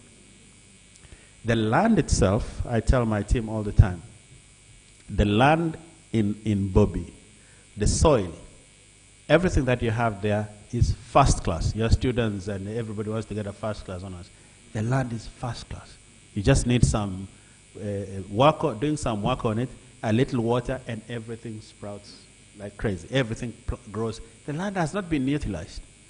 But one evening, just one evening, they came and took over the cows. And what did we do? We shut down that program and had to move southwest. That's why we do a lot more in southwest. We are doing in Abuja. That's one of the reasons we've been really engaging in University of Abuja, and we are doing in Ju. So without security, to be part of the critical national dialogue, every time I raise this, and actually making a difference in it, you're not going to move forward on this. And it's something that we all need to really, really emphasize on. And I know it is difficult, but we need to emphasize on. There's limited access to all the requirements. A cow is like a human being. Without water, you don't go far. You know, all other quality forage, we talked about it when I was there. and supplemental feed and the like. Seasonality affects dairy development, dairy production in Nigeria, and suitable genetics, I've talked about it, high cost of artificial insemination. One of the things that led to a big shift in dairy development in Kenya, which is one of the highest in Africa, was that there was a government program which was run right after independence from 1963 all the way. When I was a small boy, part of the things I used to do is to take the cow that is on heat into a public insemination center by the road. It was just a structure built with wood like this by the road. 10 o'clock, if you're any cow from the village that is on heat, you take it there and you line them. So it would be several boys, sometimes you are on their own. By 10 o'clock, you see a government vehicle coming, GK, Minister of Agriculture and Livestock Development, Veterinary Department or whatever. They were doing artificial insemination to all the cows through a World Bank funded program, which went on for many years. What that did is to improve the herd in the country continuously, and that is why we have it today, and that's what has had a rub-on effect in the country. If you treat artificial insemination as a commercial enterprise, it becomes very difficult. It needs to be treated as an important national resource that is going to make a contribution to food in the country. Well, other things as well. We talked about milk collection, but some of these I will focus on it going forward. Now, as you know, we are a Dutch company, owned majority by Dutch, but they are also local shareholders. We have about 38% of our shareholding is local, but the majority is Royal FrieslandCampina. There are things that we can learn from the Netherlands, and I know not long ago the dairy development team took some of you to the Netherlands for this study tour. But just to say that despite the fact that the Netherlands is very, very advanced, some of the learnings and some of the things we are doing is because we benchmark and learn from that market. The Netherlands is a relatively small country. It's the size of Niger State, where I was talking about. My experience on Niger State is that we were chased in Bobby. My experience from the Netherlands is that it is producing, the second largest exporter of agriculture worldwide, which means just one state, like Osun State we're in, can actually feed Africa if we want.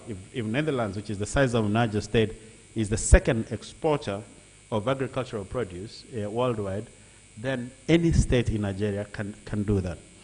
So if you look at the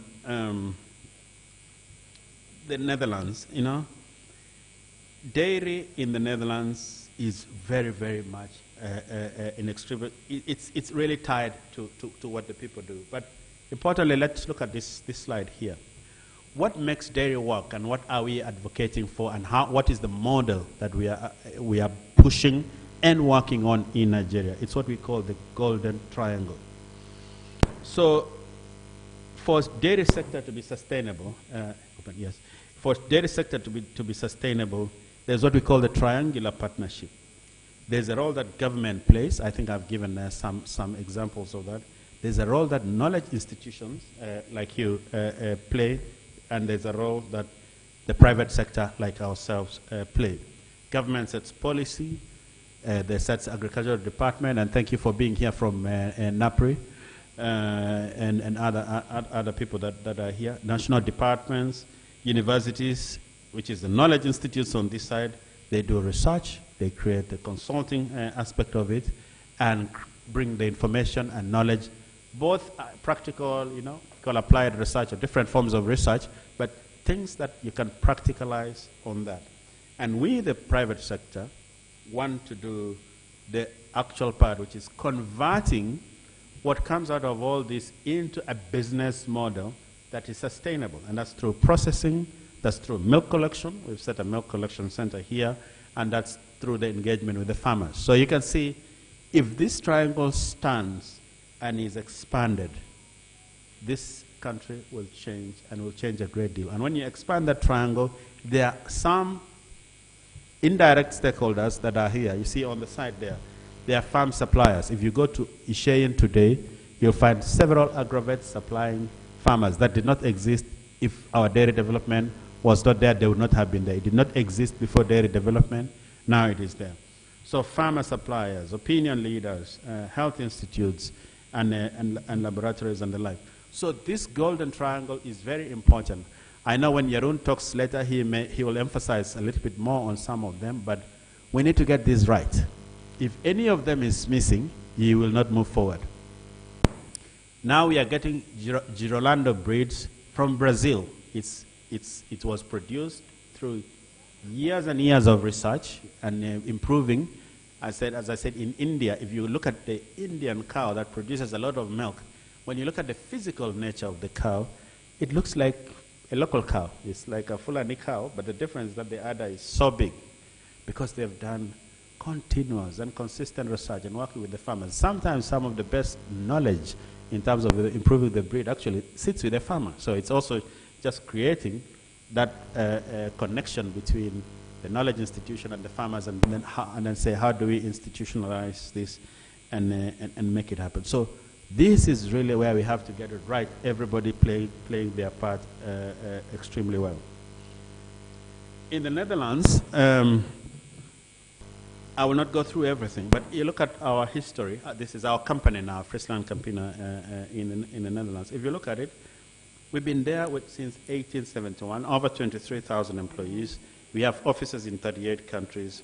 More than 100 countries is where we sell our products, and it's owned by 17,000 farmers. If today I was to advocate for something, and maybe something that we need to work together, is probably form a national dairy cooperative where every farmer becomes part of, and try to form a company like FrieslandCampina, then that signs into that. We have cooperatives in where we operate, but we need to go in this direction. And they have built through setting up partnership, offering support in different places. But very important that if we adopt the model that our company adopts globally, we make a very big difference. We have partnerships across the world. We offer support and knowledge. We construct infrastructure where we need to, and also nourish local consumers. Let's now come to our business, because this is where I'll share some of the examples of our dairy development. As so far, we call it here in Nigeria, the model that we have best in class in this country. And the reason I say that is every time we talk on different forums, they say, how much milk are you collecting? How much milk are you producing? None of the other companies or other individuals produce more than we do, but we do recognize that it's only good for now, but we still have a lot of room and space to grow. We have dairy development programs globally running in Africa, Asia, and Europe, and that our dairy development is a very unique part of what we are. In Nigeria today, we are in 7 states, and work with more than 12,000 farmers, 1,500 of these being women. And we have a very strong ambition to be the best in class dairy development, given our sourcing and valorization model. And we have what we call grass to glass concept. There was milk I had here. It was just to show you that what we have over there is from our grass to glass concept. Grass is what our farmer there, Rafi, produces, and we collect the milk and take all the way to this and to glass and to drink. We also have seen that you as an institution are farmers, so you also fit into the grass to glass model. So that's the Dutch dairy knowledge that we bring into this country. Then we organize farmers to improve milk quality, productivity, sustainability, and governance. We train on various aspects of this and ensure that by that support, livelihoods are improved, food security is improved, and as at the end of the day, the sustainable development goals are met. So our model started with pastoral farming, and I'll talk a bit later on that. But we still have been able to take from working with pastoral farmers and changing some of these to modern dairy farms, like some of what I'll share before, and collecting the milk and taking it all the way to processing, which at the moment we are processing in our factory in Lagos. One of the innovations also we have had in this market is to have a mobile factory. The first mobile factory, actually, that is there in Africa is with us. It's a small factory the size of probably this room, but it is in five containers, and you can actually lift it and move it to where there's milk and develop milk in that location. Once it reaches a certain level, you move the mobile one and put a fixed factory in there, because there's a stage of starting with low milk. Like I said, we started with 400 liters. Now we do 41,000 liters in some of the locations. A mobile factory is going to be able to help us to drive this aspect. If we look at some of the achievements, and I won't go into everything again, some of the achievements we have had since 2010. We were the first company to start collecting milk from local farmers. And we develop dairy development in those three ways: by raising the quality of raw milk and safety, I'll show you a bit later; by increasing the productivity per cow, that's the cross-breeding program; and supporting farmers in the market. And to the right, we have the many highlights of what we have done. I don't need to go into every detail, but there are cooperatives we have established. We have hit a high number, but we want to hit 100,000 liters of milk in a few years per day. But we have also put other initiatives like solar power and other aspects that then help to make dairy sustainable in the areas where we are. We currently have about 27 milk collection centers and points, with one center called bulking, which means you can collect milk like from here and take it there, and then bulk it into large quantities and then put in a long truck and move it to Lagos. I will talk a bit later about smallholder model, but it's important that the states that we cover today, you can see on the right, are that number, but increasing also. But I'm glad we are in Osun State at this point in time. And there are major partners that you also see right there. One of the aspects of our operations is of course, what I've already talked about when it comes to feeding and caring, milk collection, processing, packaging, and distribution from grass to glass. But let me also say that we have something that is called Center for Nigeria Dutch Dairy Development. That's a center in which we build capacity across institutions and also bring institutions that can support us in dairy development. And some of these partners we have brought are what you see here. Urus, that you see here, is one of the leading global organizations in terms of semen, quality semen production.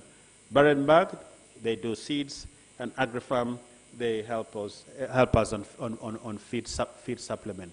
These companies are in this country today to support our dairy development, courtesy of what I showed in the golden triangle. And that, what this does is, at the end of the day, ensure that we have an increased milk production, increased local sourcing, and increased local processing.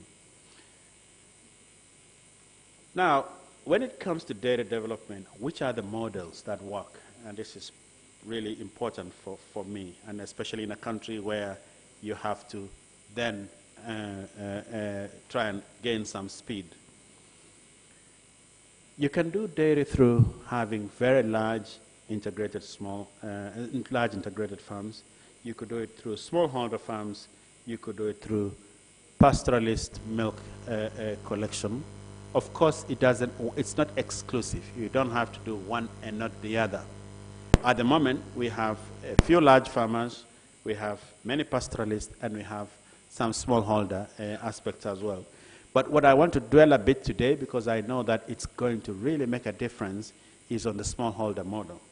This is when you have a dairy cattle in a small farm or medium-sized farm, and you have a farmer actually working on them and improving their breeds and improving the milk collection and getting paid for it and earning a living from it. We think that this is really going to make a difference in this country. Some countries like Saudi Arabia or United Arab Emirates have built huge, huge farms in the desert and produced a lot of milk from that. But it needs huge capital investment. It needs everything else to work, like security, like water, all those others. And we have a few farmers we have signed on a large scale, but we think that the smallholder dairy farms can actually make a very big difference. These are the building blocks to ensure that we put in, that will support smallholder centric dairy farming organization. I know my colleague will delve a bit into them, but just to touch on them, that if you really want to drive smallholder dairy farming successfully in a country, you need to have access to breeding improvement, you need to have access to finance, you need to have access to water and energy, training, support on farm skills, access to sustainable feed, and the like. And this is part of what the partnership that we have today has made sure that we support on. Sorry, I didn't change that. And when you do all of that, you'll have a higher yield and quality and fair price. It has an impact on the farmers, and everything else, all the way to processing, will improve. So I think in your panel sessions, you'll deep dive a bit on this, and I want to just say that spend time, but this is really focused on how do we grow the sector through smallholder farms, because we believe it can make a difference. One of the things I would like to share, and I'm glad the farmer is here, is an example of how a successful dairy farm looks like. You see, when you talk about these things, sometimes you feel like, oh, maybe it's something that we talk about but never do it. But we like sharing practical examples. Genius Farm is the gentleman there again. That's the gentleman. He owns this farm. Thank you for being here. It's a farm that is in Oyo State. He started it as a hobby with 3 bulls and a small piece of land. But he has seen a huge improvement, that he gets a lot more milk per day. He has been consistently crossbreeding. If you look at the pictures that you have over there, the crossbreeds are what you see on this side. It's actually, that doesn't have a feature of a Fulani cow. It has more features of a Holstein Friesian cow than a Fulani cow, because he has been crossbreeding, and he has been running, he lives off the farm. He drinks milk from the farm or sells milk. We collect milk from him. And he has not only his family, but also has hired people to work with. And he has very strong plans to grow to more than 1,000 liters a day. So that's a model also that if you go to some countries like Uganda, I think he has been to Uganda already, you'll see that they grow their dairy development using this model. And that's why we strongly advocate for this kind of model. One of the things we also do as a company is to try and build capacity and also create a look and see. Like if you see it, you believe it. If you want to see how it is done, you can come and see. We have set up also a demonstration farm, which is really already up and running now. I think the cows are coming to be brought now, but they'll come in April. In Maya, it is not too far from here, many of you would know. And it's not a very large farm, it's only 20 hectares. But we want to make a point that says anybody can do farming. If you have access to this kind of land, you can successfully do dairy farming in your farm in 20 hectares or thereabouts and make it. And so it's a demonstration of how to do it. There is a good quantity of rain in most of the country, and that's how the farm looks like. But we have very clear objectives of this farm, to have a world-class dairy farm there. It will also serve as a breeding center, and it will also demonstrate how we can do sustainable agriculture, build sustainability in the world, because it is also incorporated into tree planting and other models that are very important. So this is one of those institutions that I think from your agriculture faculty maybe make up some time sometime next year, when sometime when you can, and come and see for yourself how we are doing things over there, because it makes a big difference. If I show you some of the pictures of how that demonstration farm looks like, by the way, it was just another bush. First time I went there with the team here, it was just another bush like any other. But if you look at it today, you'll see all that grass, you'll see Maize silage, sometimes we take advantage of when they are ready to boil it and eat it even in the office. You see, we've made silage for the cows before they come, and all the other things. We planted different types of nutritious grass from bracharia, lab, silage making, and making a silage heap. And already it's up and running. The point here is when we also do demonstration farms of this nature, it's easy for anybody who has access to land on their own to invest even their own money and start doing it. So I call upon anybody who wants to really go seriously into dairy to join us, because we actually intend to hold like an investors conference in this farm sometime next year. We will invite you for people who want to do it. There's so many people who will tell you, I want to do it, but I don't know how. We want to tell you, this is how to do it. If you have access to land, this is how you can do it. We have kept our model very, very sustainable. We are, if you saw the Millennium Development Goals, it's very important by ensuring that there is a good tree cover, there is a mix of not just crops, but also ensuring that there's enough of other crops. We've also built cow shed, which is where the cows are going to be, and roads and the rest of the infrastructure.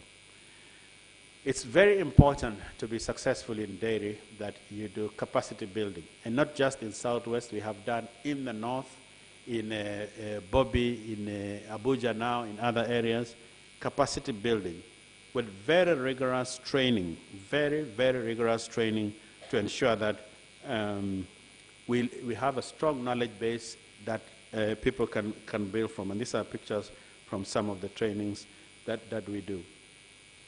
One of the critical components of successful dairy farming is genetics improvement. We have over 4,000 cows inseminated with Holstein Friesian, and we have many calves from crossbreeds now. I think one of the things that John always does is to send me a photo whenever there's a newborn crossbreed. And the next generation, there's F1, F2. When you have a new one, when you breed that one again, it gets better and better. And there's a big difference between the normal cow and a crossbred one, because production goes from 1 to 7 to 12, and we've seen going to 15 and above. One of the, I'm glad also that we have Girolando from Brazil, semen, and part of it has been used here in Bowen University.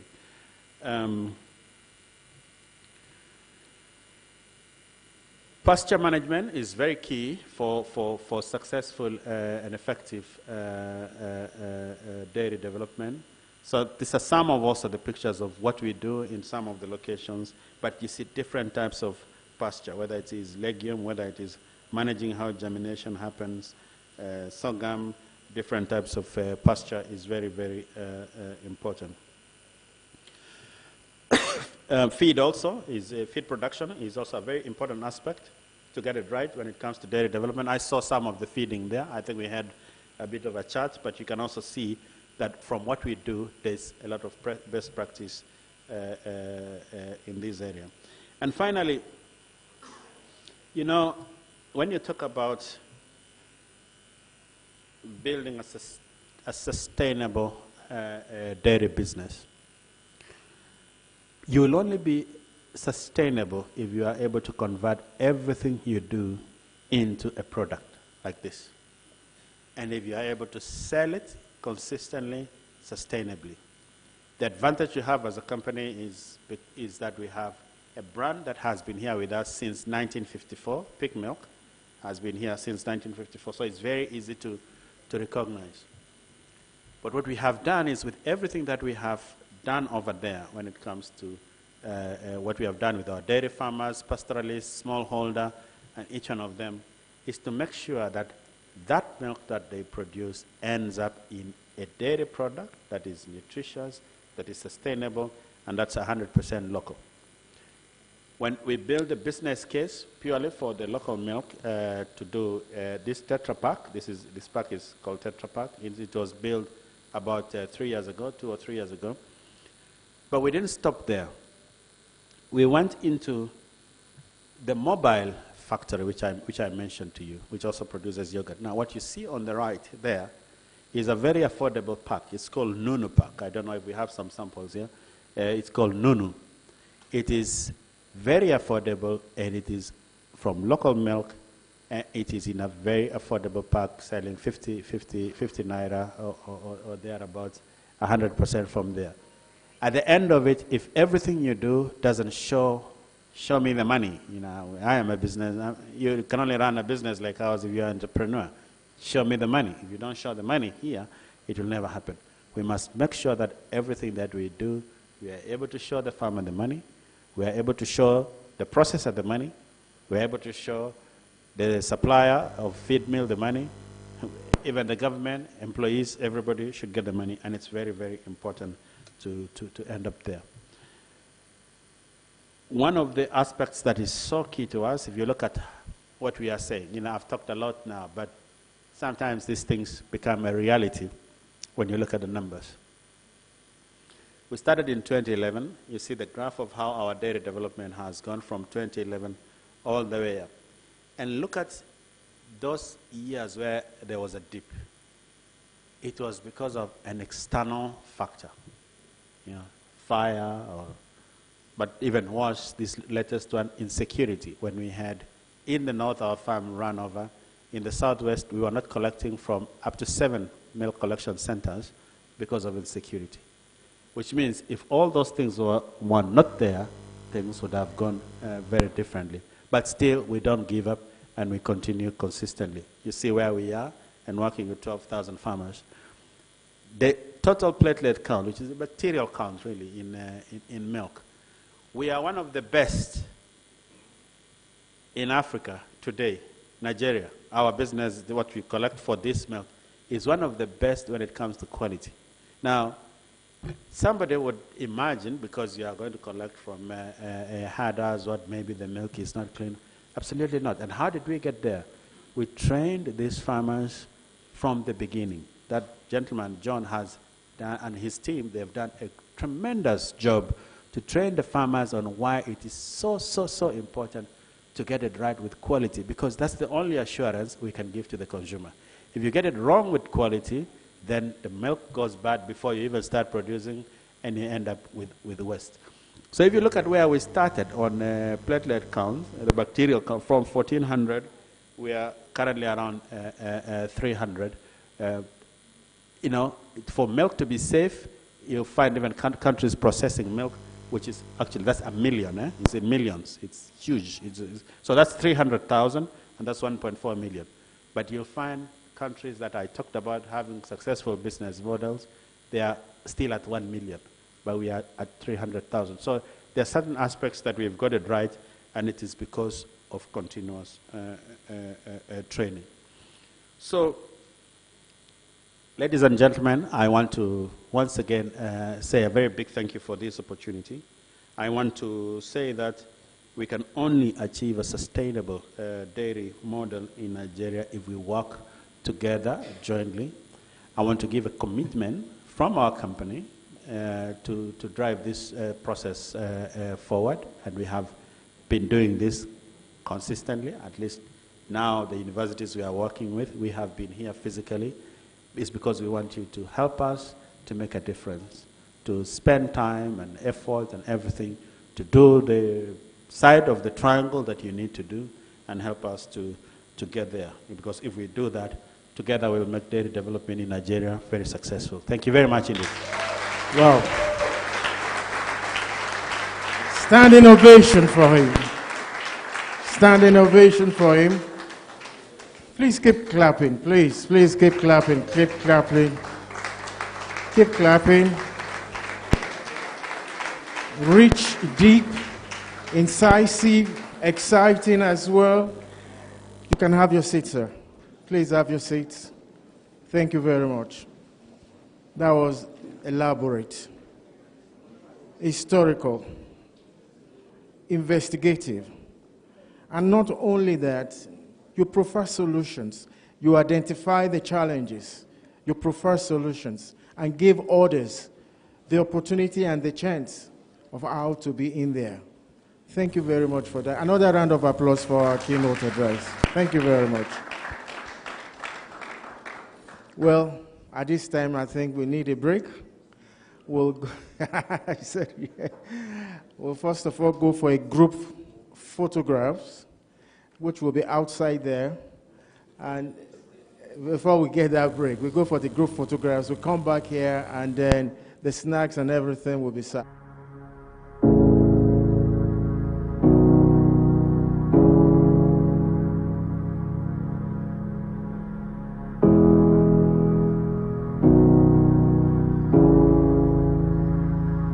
Born out of the desire to instill world-class research culture, serve as a model for the larger society, and be socially responsible to the community, the then Faculty of Agriculture, which is our custom, to present a plaque to any keynote presenter in any of our meetings.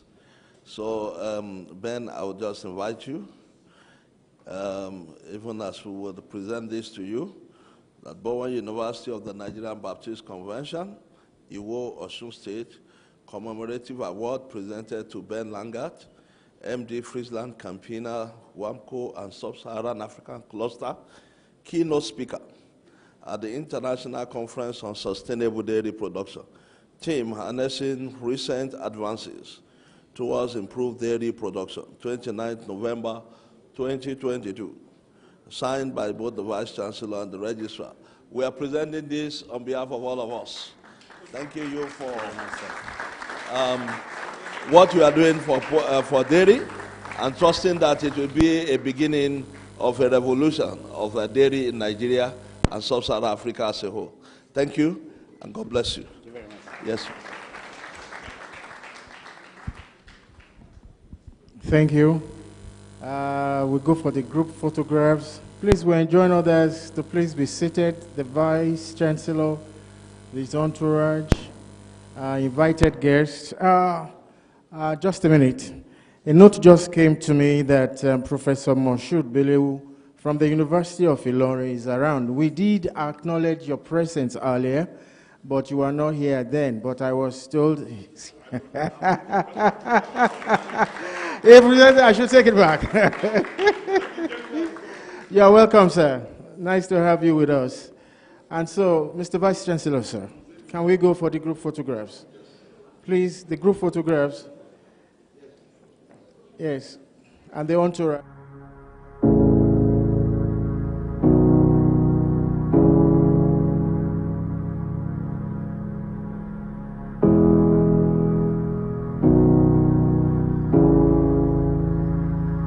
Born out of the desire to instill world-class research culture, serve as a model for the larger society, and be socially responsible to the community, the then Faculty of Agriculture in Bowen University began her cattle rearing practices with 10 cows. Years ago, when the university started, especially in the then Faculty of Agriculture, a time came when we were preparing for NUC accreditation program. We did not have cow, so we didn't have cattle. We informed the management, and the management then gave us some money, some seed money to commence, to start the animals. I think then we had about 10 animals or so, and they were all local animals. That was how we started.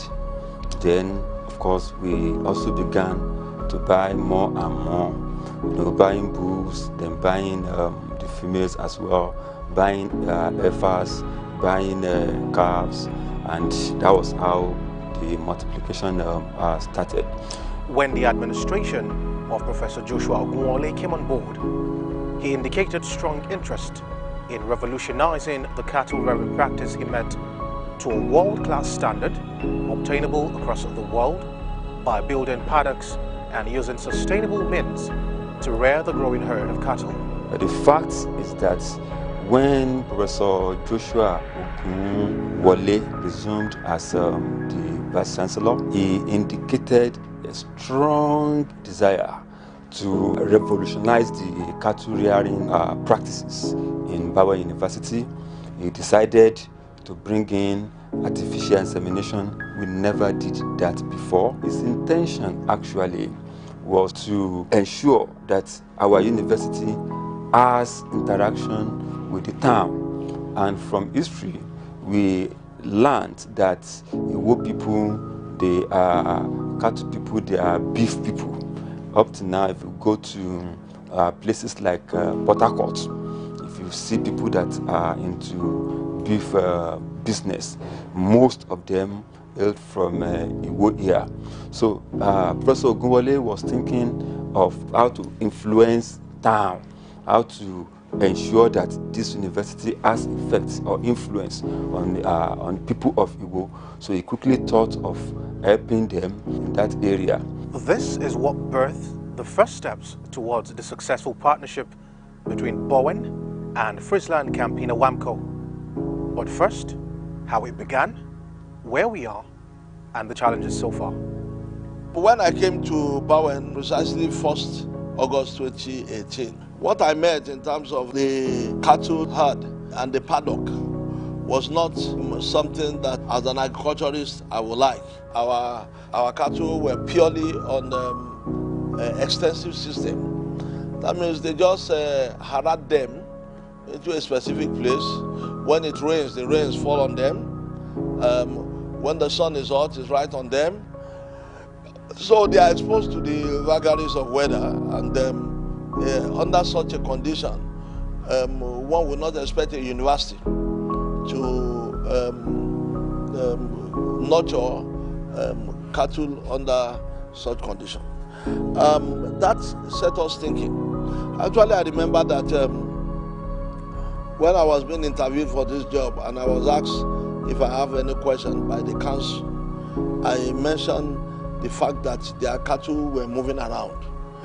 And I said that as a university, it wasn't good enough, particularly when our nation is struggling between the agro-pastoralists and the sedentary farmers and what have you, with the conflict they have. University is supposed to provide profound solution to the problem. Unfortunately, we have a situation where we are more or less compounding it. And so that led us to begin to think about what to do.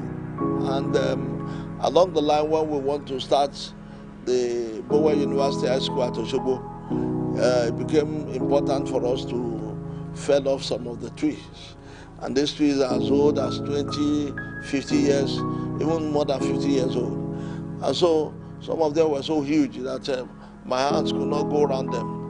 And I thought this would be a good source of timber for the paddock I had in mind. So we felled those trees, moved them to the sawmill, and we ensured that we had security there to make sure that nobody will tamper with our timber, because they were choice trees. The timber from them were priced timber. And so we brought them back, did a lot of treatments. At that time, the late forester, Dr. Adegbola, was around, and they really spent time and resources to really treat them against termites and ants. And then we commenced construction. And lo and behold, that's what we have today. Where in the next month or so, we begin to expand, because now it is evident that the paddock had become too small. So we need to expand. The expansion we're going to be having will have places for calving, all right, and nursery for calf to grow, and what have you. So we're hoping that since we are also inseminating our cows with the breed from Brazil, Girolando. We're using Girolando semen now to inseminate our cows. We must also be prepared for those calves when they start calving. So this becomes very important for us to expand on the paddock, so that and then build a milk parlor. So those are the things we are putting together. Yes, one person that has been very supportive, at least at the middle stage of this work, has been Professor Babatunde Lawa. He had taken it upon himself to run with this and so on. One big challenge we are having now is feed. Even in the rains, we were having certain challenge because we have not been able to open up places we can store feed.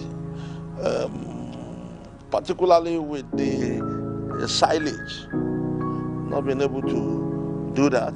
So what we are hoping is that at the dry season, we are going to make a borehole. I use water from those boreholes to actually irrigate the pasture that will be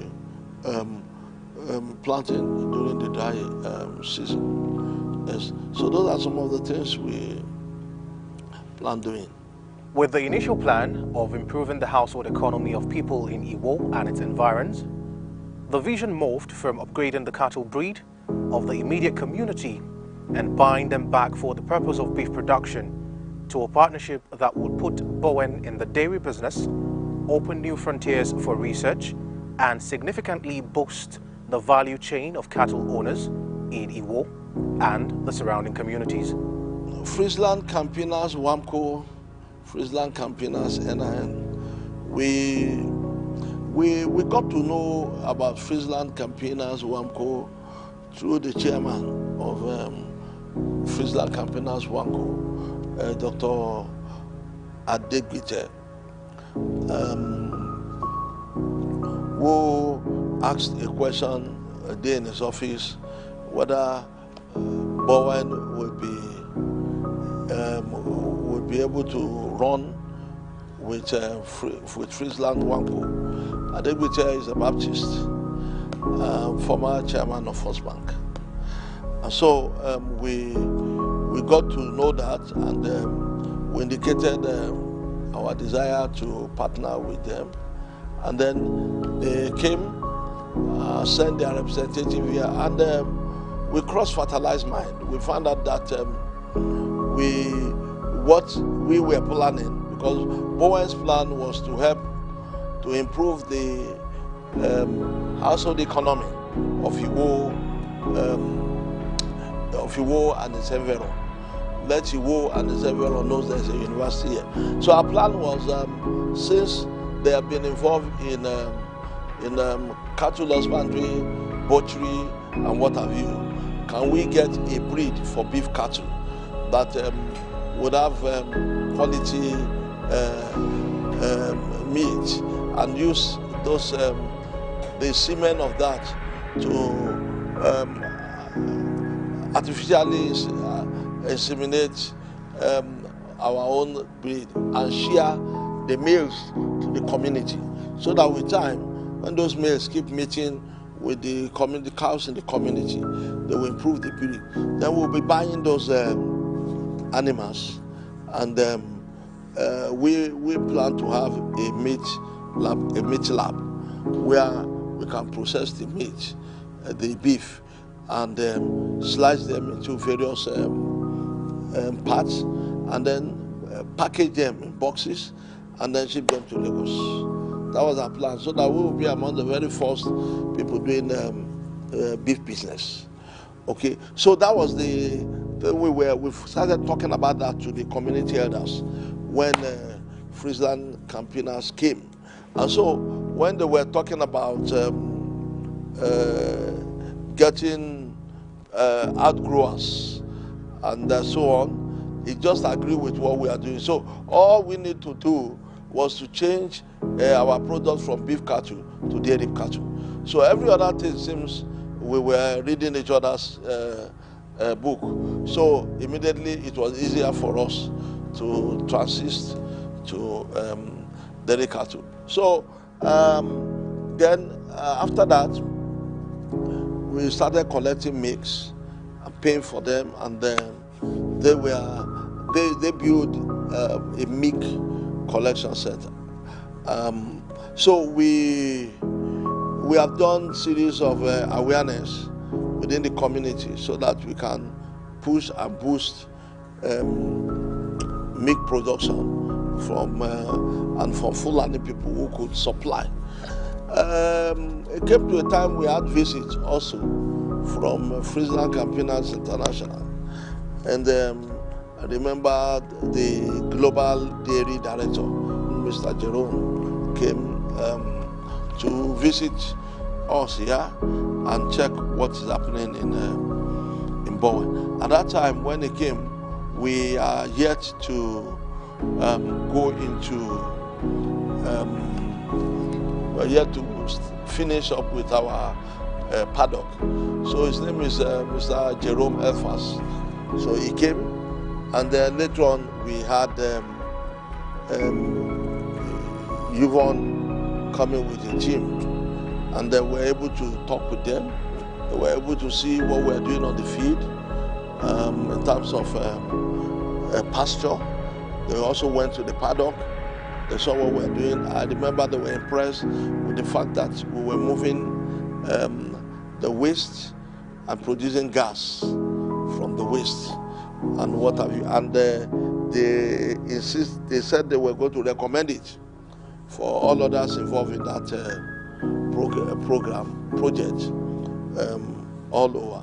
So we have been at the forefront since we came in on the side of promoting knowledge in that area. You are welcome to Bowen University paddock. This is our new paddock. Like you can see the animals. All the cows we have here, they are all females.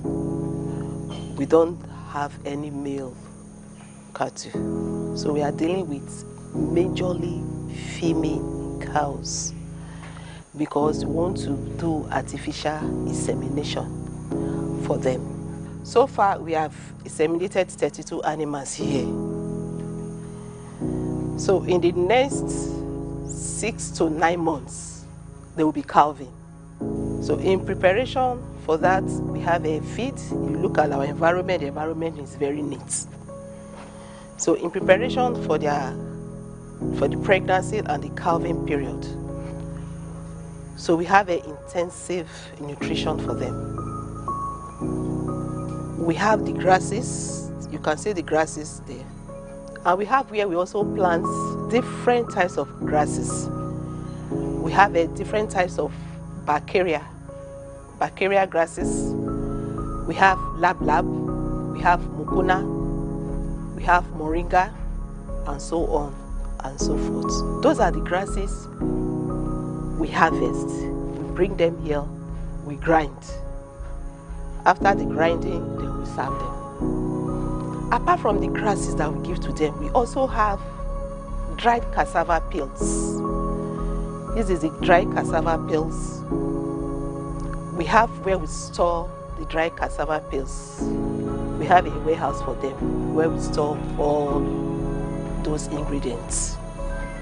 Also, we have our concentrates, which we formulate. We have our concentrate, which we formulate for them on daily basis. After serving them their concentrates, then when it gets to 9:30, 10, we move them to the exercise yard down there. That is the exercise yard. Where do you go to and exercise? Over there, we still have grasses for them to graze on. They will come in at 4 p.m. At 4 p.m., we serve them cassava. We serve them cassava meal with the concentrates together. Then we allow them to rest and we give them enough water. They will sleep. They wake up the following morning. The same routine continues. The successes of these efforts and collaborations have culminated in the first ever International Dairy Conference in Bowen University, Nigeria. We are going to be hosting an international dairy conference starting from 29th of November. And by the grace of God, the managing director of FrieslandCampina, WAMCO, who is also the cluster, kind of cluster manager or director for Sub-Saharan cluster, Mr. Ben Langert, will be coming to be the keynote speaker. Jerome Elfas also will be coming. We plan that it will be an hybrid thing, okay? And we're trusting that all over the nation, people involved in pasture production, dairy work, and allied dairy activities will participate in this conference. Another university participating in this is the University of Abuja. So the VC is a big brother, Professor Rashid Nala, will be coming to open the conference. Okay, so we're doing it as a joint participation and so on. So we're trusting that at the end of that conference, we can draw a direction for dairy development in Nigeria. One may be tempted to ask what the future holds for dairy production in Bowen and in Nigeria at large. And that's okay, because there are befitting answers to that question. Yeah, in this dairy world there are several things, and personally, if I step out of Bowen to the outside dairy, personally, yes, it's interesting in the sense that we could actually develop a dairy to the point that we become an exporter. If we are serious as a people, we could do that. Kenya is known for dairy in Africa. So we have the land, we have the population, we have what it takes. And even if we are not exporting, we have not even been able to meet the dairy requirements or the national dairy requirements. So one needs to encourage people to go into it. But since we are a knowledge-based organization, I would want Bowen to look into area of improvement, cattle improvement programs, okay, where we can partner with Eurus. Eurus is one of the organizations in this CNDDD. Under that, there are organizations that are involved with feed development and so on. There are organizations involved in animal improvement. There are organizations involved with the normal husbandry and what have you, that one could partner with to do a number of things. So I feel strongly that Bowen should be looking at area of development of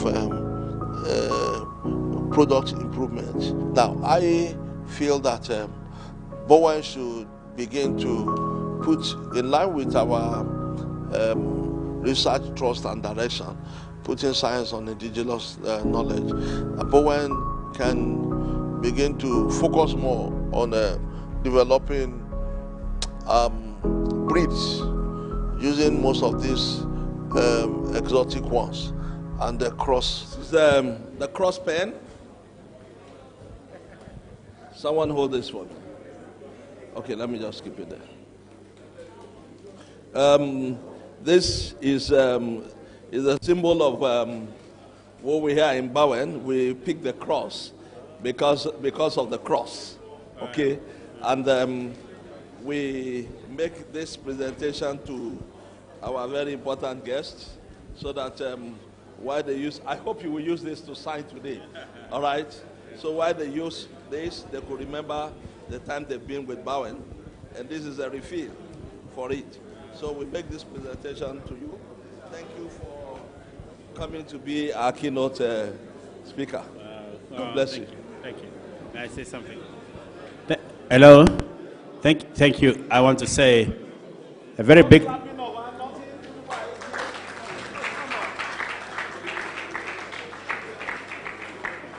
I wanted to say that I'm a very big fan of pens. Oh, great. Yeah, so when somebody gives me a gift of a pen, I am at my best. Wow. So I want to really, really appreciate that. In fact, with my team here, whenever I want to give them a really important gift, I get a pen for them, for whatever reason. So it means also there's good things we are going to sign because I need to use this pen now. Thank you very much. Thank you. All right. So please, you will permit us to go do some things together in the office. All right, sir. Yes. Ladies and gentlemen, the Vice Chancellor has to be excused, including Dr. Laggett. They still have to do something outside.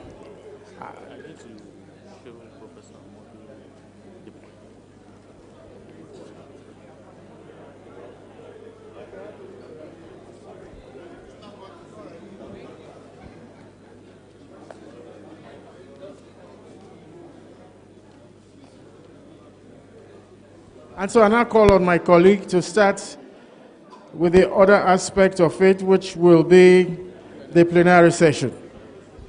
Thank you very much, sir.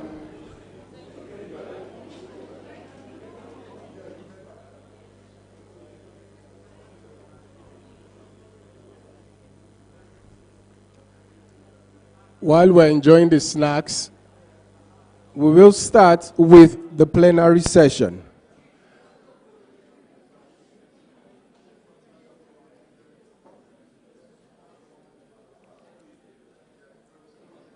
As we try to settle in from the snacks, we're about to start the plenary session.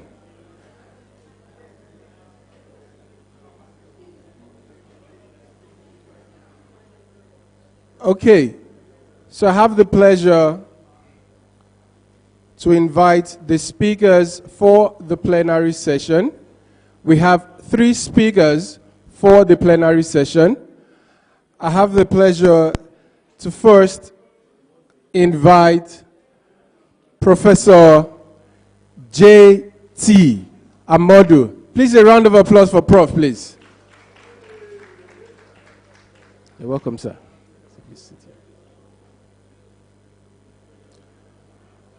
Also, one of the plenary speakers will be joining us online. He is Dr. Jerome Elfers. Please, a round of applause for him, please. Dr. Elfers is going to be joining us online. And the third plenary speaker is no other person but Olaiwola Adekunle. Mr. Olaiwola Adekunle, please, where are you? Please, a round of applause for him, please.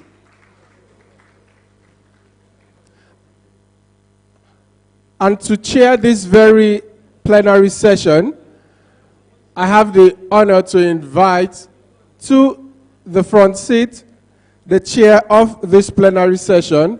He is no other person but Professor Ike Nwachukwu. Please, Prof, make your way to the front, sir.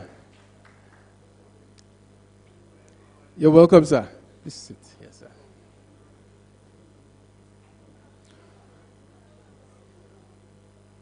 All right, moving on. Before I hand over the mic to the chair, we would like to take the profile of Professor J.T. Amodu. So I will request Prof to please stand while we take your profile, sir. Can you please come forward, Prof? Thank you, Prof. So we will take Prof's profile right away.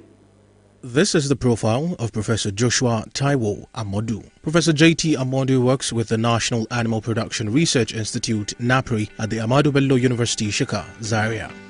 He has over 33 years' experience in research and teaching, with main focus in forage production and nutrition. A prolific researcher with over 75 publications in international journals and other academic platforms, he has served as an external examiner in various universities in Nigeria, examining over 25 MSc and 10 PhD students.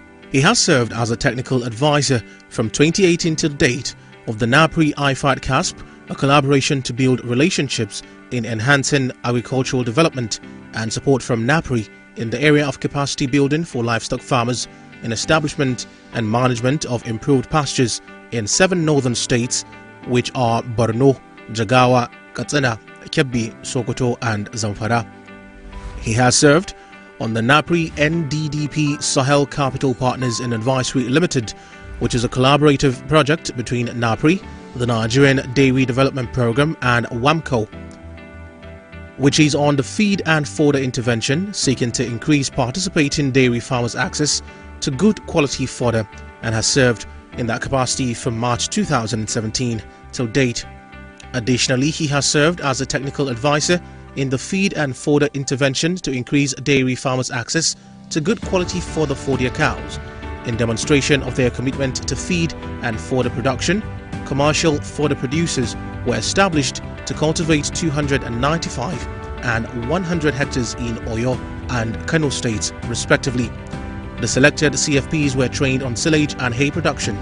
Conserved silage and hay produced by CFPs were sold to local dairy farmers in Kano and Oyo states between 2016 and 2017. Professor Amodu has served as chief consultant in the rehabilitation of degraded rangelands in 3 local government areas of Yobe State, namely Masari, Nangere and Tarmoa, between 2018 and 2019. He's also served as a chief consultant in the rehabilitation of 100 hectares of land at Bobi Grazing Reserve in Niger State. He is a member of several professional bodies which include but are not limited to the Nigerian Society for Animal Production, the Agricultural Society of Nigeria, the Animal Science Association of Nigeria, the Indian Seed Society and the Grasslands Society of Nigeria. He is a member of editorial consultant of Gidanwaya Journal of Vocational and Technical Educators at the School of Vocational and Technical Education, Kaduna State College of Education, Gidanwaya in Kafanchang, Nigeria. He has served as a team leader of a monitoring visit to Obasanjo Farms Limited at Isheyin in Oyo State on pasture development and breeding plan program.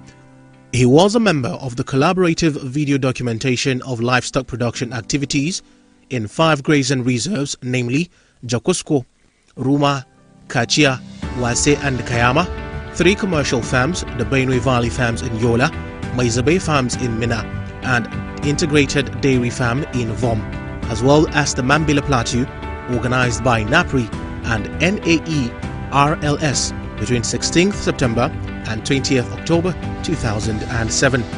He was also a team member of animal science specialists that undertook a comprehensive survey of 6 selected grazing reserves and 2 grazing corridors around the country with the view of improving them, which was sponsored by the Nigerian Institute of Animal Science between February and March 2000.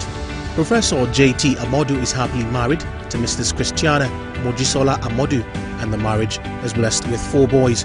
Ladies and gentlemen, please welcome Professor Joshua Taiwo Amodu. Professor J.T. Amodu. Prof, you're most welcome, sir. Please have your seat, sir. Yes, sir. Hello? Okay. All right.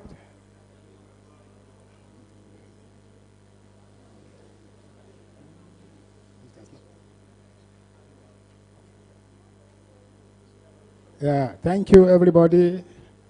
You will see my topic, which is sustainable forest development for dairy industry in Nigeria.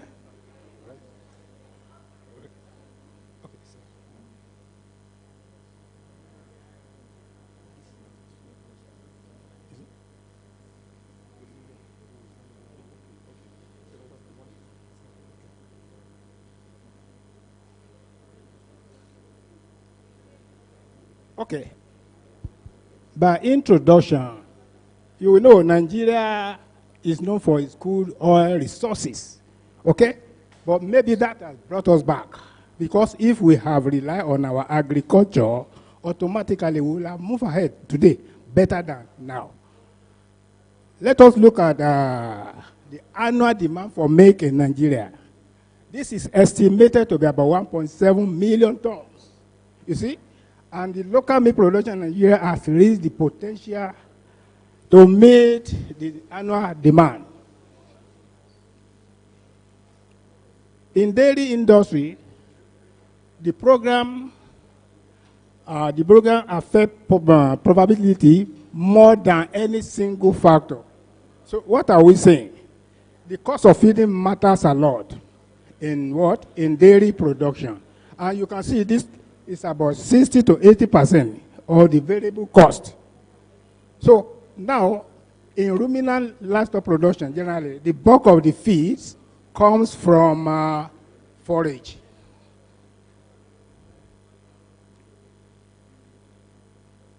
Okay. Looking at the forage generally, you see, when you have different forages and so on being planted, and when you look at our animal production, you will find that whether the animal graze in situ or whether they are in a different form or dry form, they still constitute nothing less than 80 to 90%. Okay? But if you go to the intensive system, you will find out that you will also have 10 to 30% of the diet, which must be what? Which must be forage.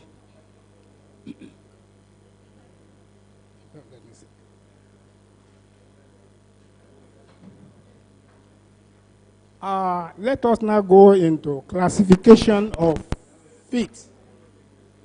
We should be able to know what is feed, and then how do we classify it? It can be subdivided into two. You know, we have the concentrates and the what? And the forages. You see, feed are generally classified into two categories. I said the concentrate and the forages. What are the differences? If you look very well, you find that the concentrate have high energy content. And you know, it has a tremendously what? Variable what? Percentage of what? Look at it, 2 to 80%. If it comes down to what? To that of the forages, this is just about 2 to 22%. So if you look at it, you can see the difference is wider with what? With the what? With the concentrate. So how do you differentiate, or how do you say this is forage? One of the most distinguishing characteristics of forage is the what? They have high fiber content, which is not less than 18%. Okay. We are now coming gradually. Dairy industry. In dairy industry, what do you need? We have over 2/3 or more of the feed are consumed by dairy cattle. Okay? That means if you look at generally, dairy cattle, they consume 2/3 of the whole feed. So that shows how important the forages are. Concentrate feed are therefore included in ration. So you can see, if 2/3 of the district come from forage, then the concentrate are given in ration. Okay? And how? For example, where maximum or above average production is expected. So in ruminant livestock production, the bulk of the feed comes from forage. So whether I've already said this one, let's go to the next one. Okay, what is forage? Forage is any plant material in a fresh, dry, or enzyme state. What do you mean by dry? By fresh? When you plant some pasture, some forages, when they are growing, okay, you can put the animal to graze on it. That is the fresh state. It is possible to cut them, to make hay with them. That is the dry state. And it is possible to do what? To inside them as silage. All this one makes up forage. So now, what are the forages? They include, that means you can get any plant growing naturally on savanna rangelands, and at the same time as fallows. bracket, fadamas. So the cultivated plant solely for livestock consumption is also part of it. And apart from that, it is possible to have the what? The crop from the harvest. For example, maybe you grow maize, millet, guinea corn, and so on, including the leguminous. Okay? After you might have harvested them, then you give them to the animal. They also constitute part of the forage. Thank you. Now, there are 3 categories of forages. As I've said, I said fresh, dry, and the other one. Fresh plant. This includes grasses and legumes. Okay? The dry plant material, this includes the hay and the houselage. How do you differentiate between hay and the houselage? You see, when you look at the what? The moisture content for hay is about 15 to 20%. For that of the houselage, it will be higher. Okay? So that is it. So you can see houselage is a survey field considering primary of the hooves and the cobs. Okay?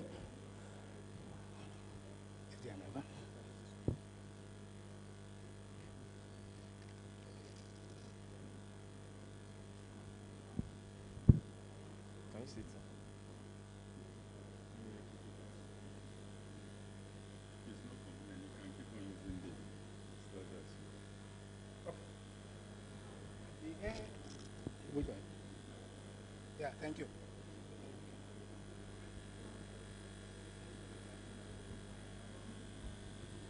The hay.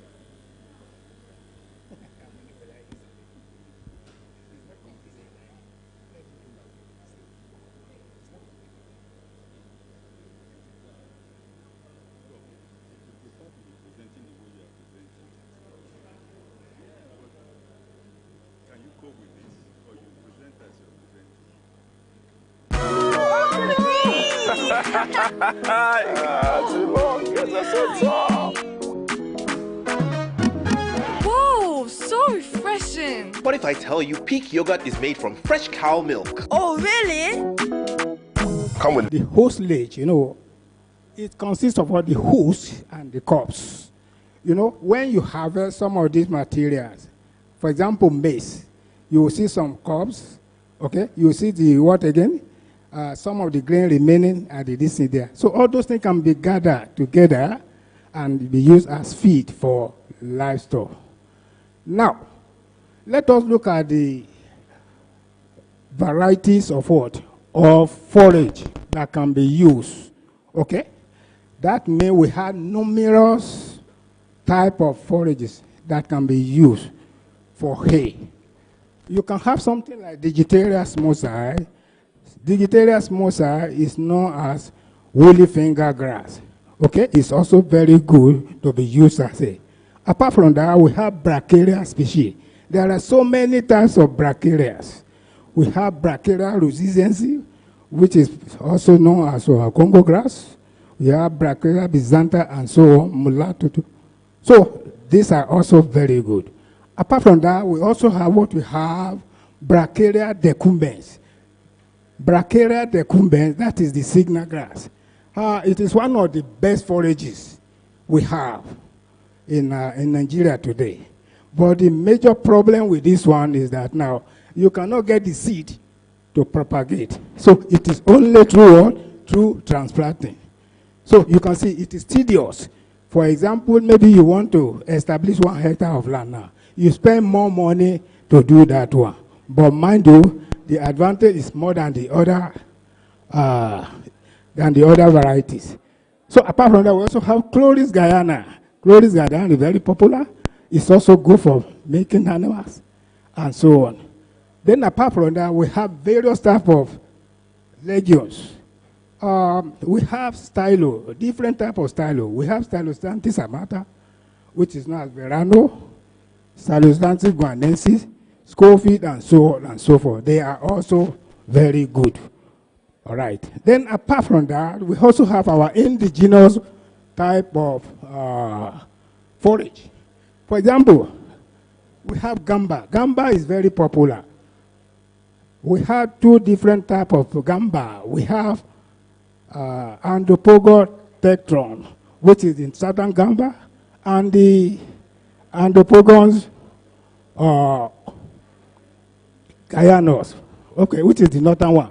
Let me give you the difference between the two. You see, the northern Gamba is much more better than the southern Gamba, because the southern Gamba is what? Is very hairy, and you know, when animals are taking this thing, you know, it affects them. So they prefer something very smooth, and that is why when you see some of the what? When you see some of the forages that are very lush like that, they prefer it. So apart from that again, we have some lablar species and others. Now, we are talking about the ensign state. I told you the other time that there are three different categories: fresh, dry, and ensign. Ensiling, that means you are making silage. You want to ensign. You know, it has so many advantages over some of the other ones. For example, during the rainy season, when the grasses or the legumes are very surplus on the field, you can be able to do what? To cut them and ensign them. And they become so palatable. But mind you again, when you want to do that, you have to be specific. That is, you should be able to do what? You should be able to select the best one. What am I saying? If you are in silent, there are different crops. For example, in ranking, maize is number 1 as the best silage crop, followed by Napier grass, which is the elephant grass, Penicillin purpureum. Why? The WSC, water-soluble carbohydrate, the sugar content, they are very high. So they will be able to ensign readily. Because there are some crops, when you ensign them, you have to look for additives. Look at it now. Things are very costly. In some crops, you have to add grain as an additive to do what? To make the silage. If we are now competing with animal and with human being, how do you get that one? For example, if you tell people to put grain, to do what? To ensign this thing with it. They will tell you that, are you mad? Because what? It's not even enough for human being. Talk less of even telling them to use it as an additive. So that is it. So maize rank the most extensively crop used for silage, followed by sorghum and so on. Okay? Okay. Let us look at other good silage crop include elephant grass, I told you. All right? That is Penicillin purpureum. So this one, you know, especially in the southwest area here, it is possible to get them because you can always get them along the river banks. Okay? All right. Now, pear millet, Guinea grass. Guinea grass is with us here. As you drive along, you find out that what? Guinea grass along the road, so they can be used. In fact, when I drive, sometimes I look at them. They are wasting. So during the rainy season, the surplus are there. All you need to do is to do what? To cut them and ensign them. You see? So that is one of the wastages we found here. Okay, Mukuna. Mukuna purire is also very good. Mukuna is what? Is a legume. And you know it's very good, especially when you make silage with it. That means when you have a series and you intercrop with what? The Mukuna purire, you find out that you are going to have a very good silage. Why? Mukuna has a lot of protein in it. So that is, and apart from that, in the southwest here, Mukuna is so good for what? Especially in the what? In the plantations. You see, when you have oil palm and so on, when you plant Mukuna, you find out that at a certain time of the year, the leaves are very big, all right? So when, because of the nature of our environment here, that is, we have more rains. When it is raining, you see, the water is being taken away. So that means it tries to do what? It tries to control erosion. We also have some other crops that can be used for that also. Okay. Before I go away from that, haylage. Okay, just to differentiate from what I've just discussed the other time. It is the percentage of or the moisture that determines. When you have the moisture being very what? Being very high, automatically you know what you are saying. You can be able to differentiate between the two. So, selection of forest species for planting. This is very, very important. Before you plant, before you do anything, there must be selection. You should be able to select. But how do you select? You don't just say that I want to go into pasture production, and then you do what? You just get any crop. So what are you to do? So farmers are really advised to choose the right species suited to their environment. You cannot say what you planted in Kaduna State, you come and plant it here. It is possible, but the yield will be different. But at the same time, there are some crops that because of the what? The rain pattern, the number of months that it rains in the north cannot be compared with the south here. So you find out that they only grow, but they look so what? So small. The yield is so small. So you should be able to know. But as regard to this, we have done a lot of multi-locational trials for most of our forage crops. That is, we can be able to tell you that this is what you have to plant in this region. But don't just do that one, and then make sure you get the seed at the right time, at the right source. Okay? So you can see, the main center for introduction and evaluation is in Shika. That is the National Animal Production Research Institute, Shika. A lot of these things have done. You can see research have gone for as far as 1939 with the evaluation of local and introduced species. This is just continuation. So we also have.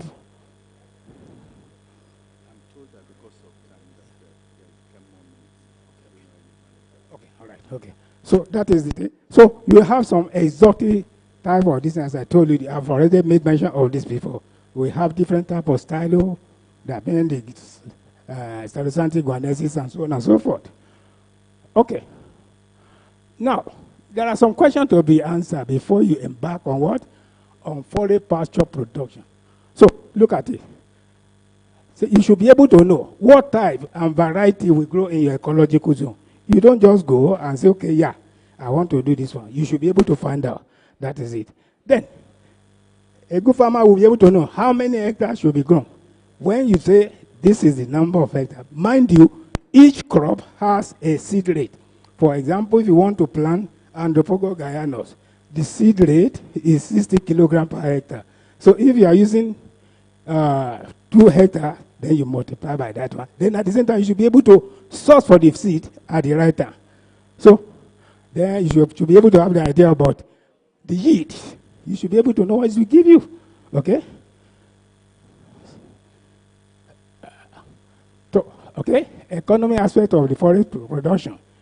Climate and soil condition. This is related to what we have done. Okay, before you plant anything, you should be able to know the climate of the area also. How? Why?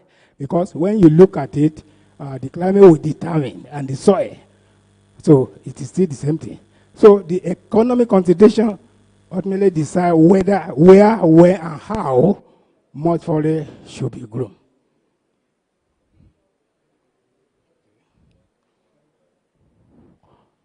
Okay, this is related. So there are some things. Part of a comparative advantage. If you find out that this particular forage will grow better here, and this thing, so you should be able to know which one. For example, maybe you are growing Andropogon gaianos, and you have some other type of crop. You should be able to know the one that is much more profitable. So that's what we are trying to say over here. That is where the comparative advantage comes up. Okay? Just the continuation. Competitive relationship. Unlike complementary relationship, forage crops are said to be competitive with grain or other crop. So farmers should be very careful with the soil, where relationship between forages and other crop is only competitive. All right? Complementary relationship. For example, when you grow something like legume and so on, they add nitrogen to the soil. Okay? So you should be able to know, though there are so many ways of getting this thing. Now, I'm now coming to hay and silage making. You should be able to know the advantages. There are so many advantages of making hay, okay? It is a form of long-term storage for forages. It is an excellent source of what? Certain vitamins, okay, and minerals. So, it is also a means of field redistribution within the field budget year. How? When you look at it, you know, when you have silage, you know the quantity you have. So automatically you should be able to plan very well. Say, okay, I can be able to feed also number of animals per this year. So that is it. So it allows for greater stocking rate, for increased efficiency of feed utilization. Disadvantage. So, is there anything I have advantage, disadvantage also? Waiting for favorable weather condition for haymaking, okay, may result to lower nutrient value. So, another disadvantage is that it requires additional labor and storage space. So, as I've already told you, I told you about some of the crops that are good for silage. You can see, as I rank this, you can see maize, elephant grass, bracharia, and so on. At my right-hand side, there you see that the glazing, that means the stage when you have to cut them. Because the time when you have to cut the crop matters a lot. If you don't cut it at the right time, if you cut it when it is too lush, you will find out that what? The moisture will be too high. So you are going to have a seepage, which is spoil the whole thing. Now, you have to know every crop has its own what stage. From my own table here, I can see at glazing for the base. Okay, for elephant grass, you cannot tell a layman be saying this one. Just give an opposite height of the what of the grass, and then you'll be able to know. So when it is about 1.8 tall, you know it is ready for what to cut for silage. Bracharia, resistance Congo, when you begin to head out, that means, okay. So when you look at gamba also, the same thing, and so on and so forth. All of them, in fact, the grass is almost on the same category. Okay.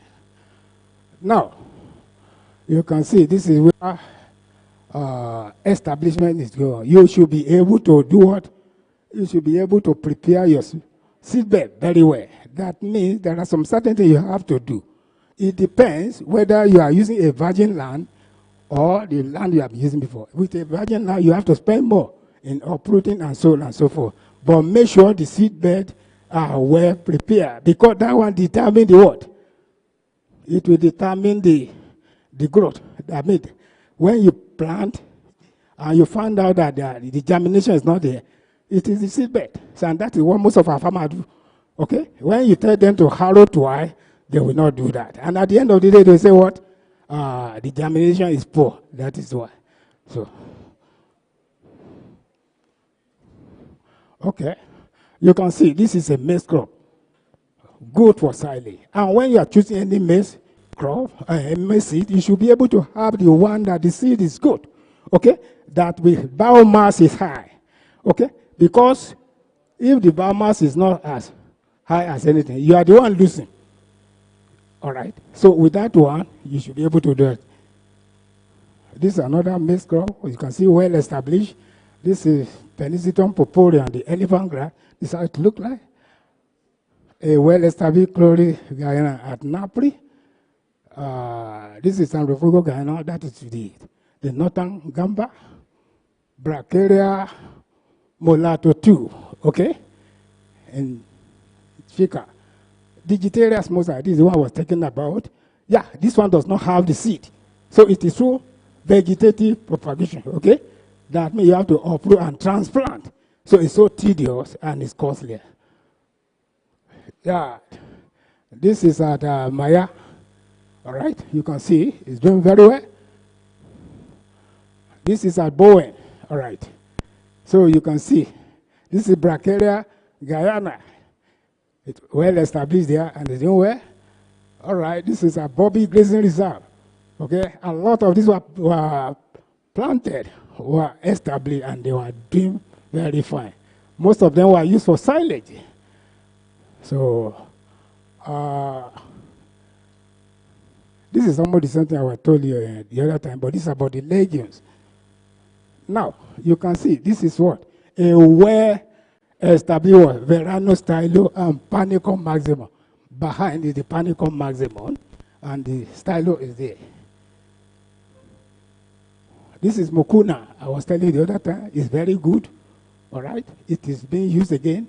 Apart from being used for silage, it is being used to control erosion, especially in plantations. Okay? Centrosema pubescens, the same thing. Alizicapo, and so on. These are brown legumes, Glyceria sepium, Leucaena, Leucocephala, and so on and so forth. Okay? Now, you can see this is hay after being baled, being carried to the hay barn for storage. Okay? This one I've already talked about it. So let me just go to the conclusion. Okay, before that, this is a bunker silo, all right, where you can easily insert your what? Your forages. It is very good. We also have different type of silos, but this is one of the best, although it's very costly. Okay, after being packed, compressed, you can see this is how they add something to eat to make something. You can see this is dairy animal. This is dairy animal feeding on silage. Okay. Okay, this is Maya. You can see some of the animals there again. Okay, this is in Napoli, some of our animals. Okay. In conclusion, the major source of forage for grazing stock are the natural rangeland, crop residue, and to a lesser degree, established pasture. Available data, however, show that rangeland can no longer support livestock species that depend on it, while most of the crop residue available are poor quality. The way forward in dairy industry of Nigeria is by producing forage grasses and legumes that are capable of producing much higher yields of quality than the natural grazing land. Okay? Thank you.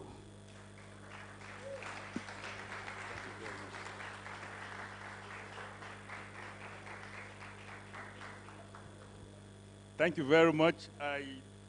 I think our professor deserves another round of applause.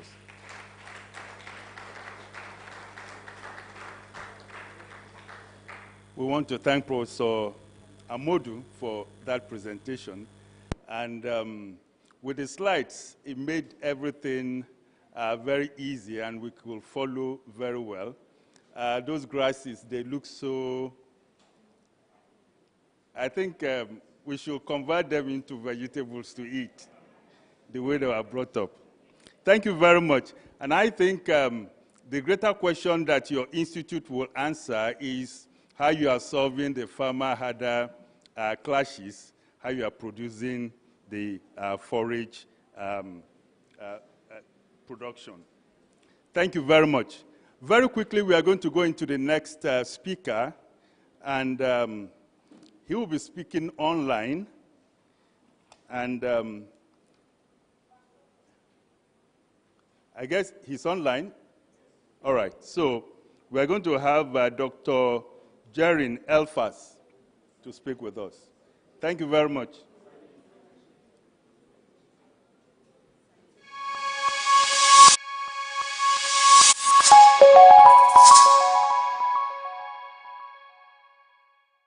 This is the profile of Jerin Elfas.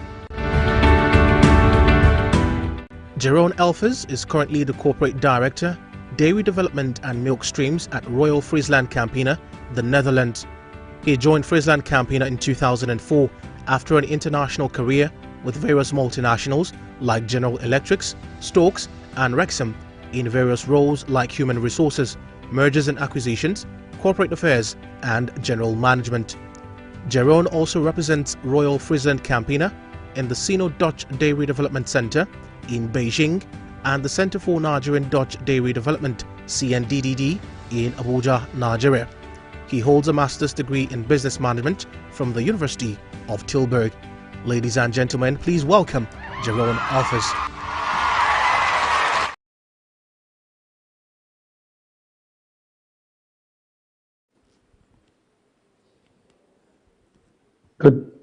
Good afternoon. Can you hear me? Yes. That's great. Okay, good afternoon. Apologies for not being able to be there at the beautiful, exciting University of Bowen. I've been there before, but due to circumstances, I'm not able to be at present. So again, apologies. And thank you for offering us the time to present to you. I will share my screen with you in a sec. Hopefully this works well. Yeah. In the next about 15 minutes, I'm going to take you through some of the topics that Mr.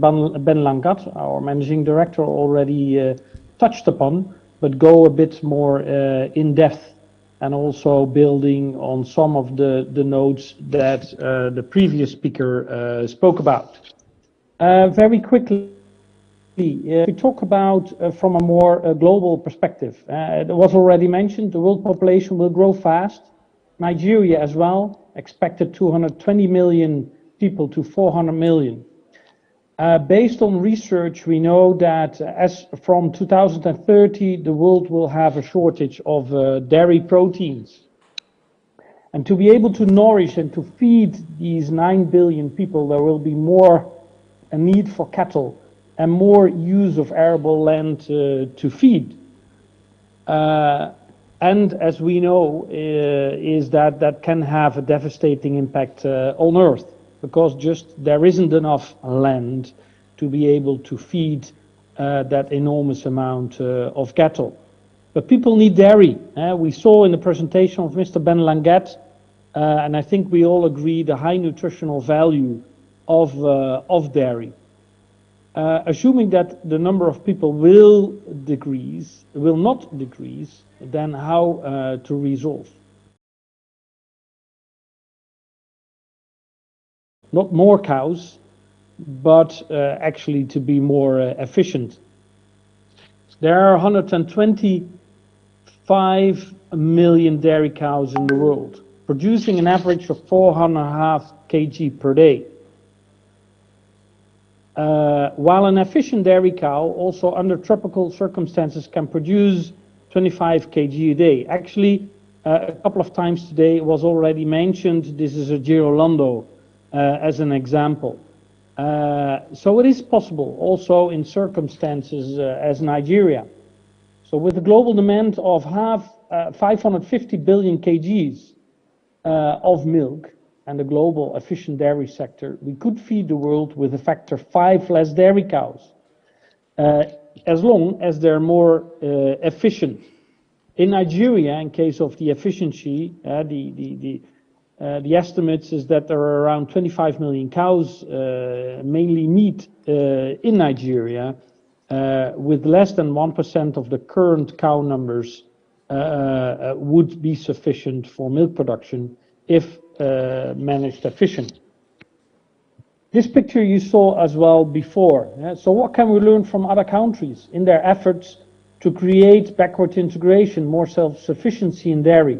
There are good examples, less good examples, and here you see 3 countries. The Netherlands, a lot of people don't know, but actually a lot of people died due to hunger in the past in the Netherlands. That was after World War II. And in that time, since the Second World War, a strategy was developed called No More Hunger. No More Hunger was the strategy established after the Second World War, and now the Netherlands is seen as the second largest exporting country in the world on food. China, extremely exciting to see what happened in China. I will build on that a bit later on. Pakistan, a country actually, if you look to some of the facts and figures, size, religion, climate, has a lot of, also history-wise, a lot of similarities with Nigeria. It is the 4th largest dairy producing country in the world. Unfortunately, also very inefficient, so still very dependent on the import of dairy. As mentioned by Ben already, the essence is the golden triangle, the strong cooperation between the public sector, private sector, and knowledge centers.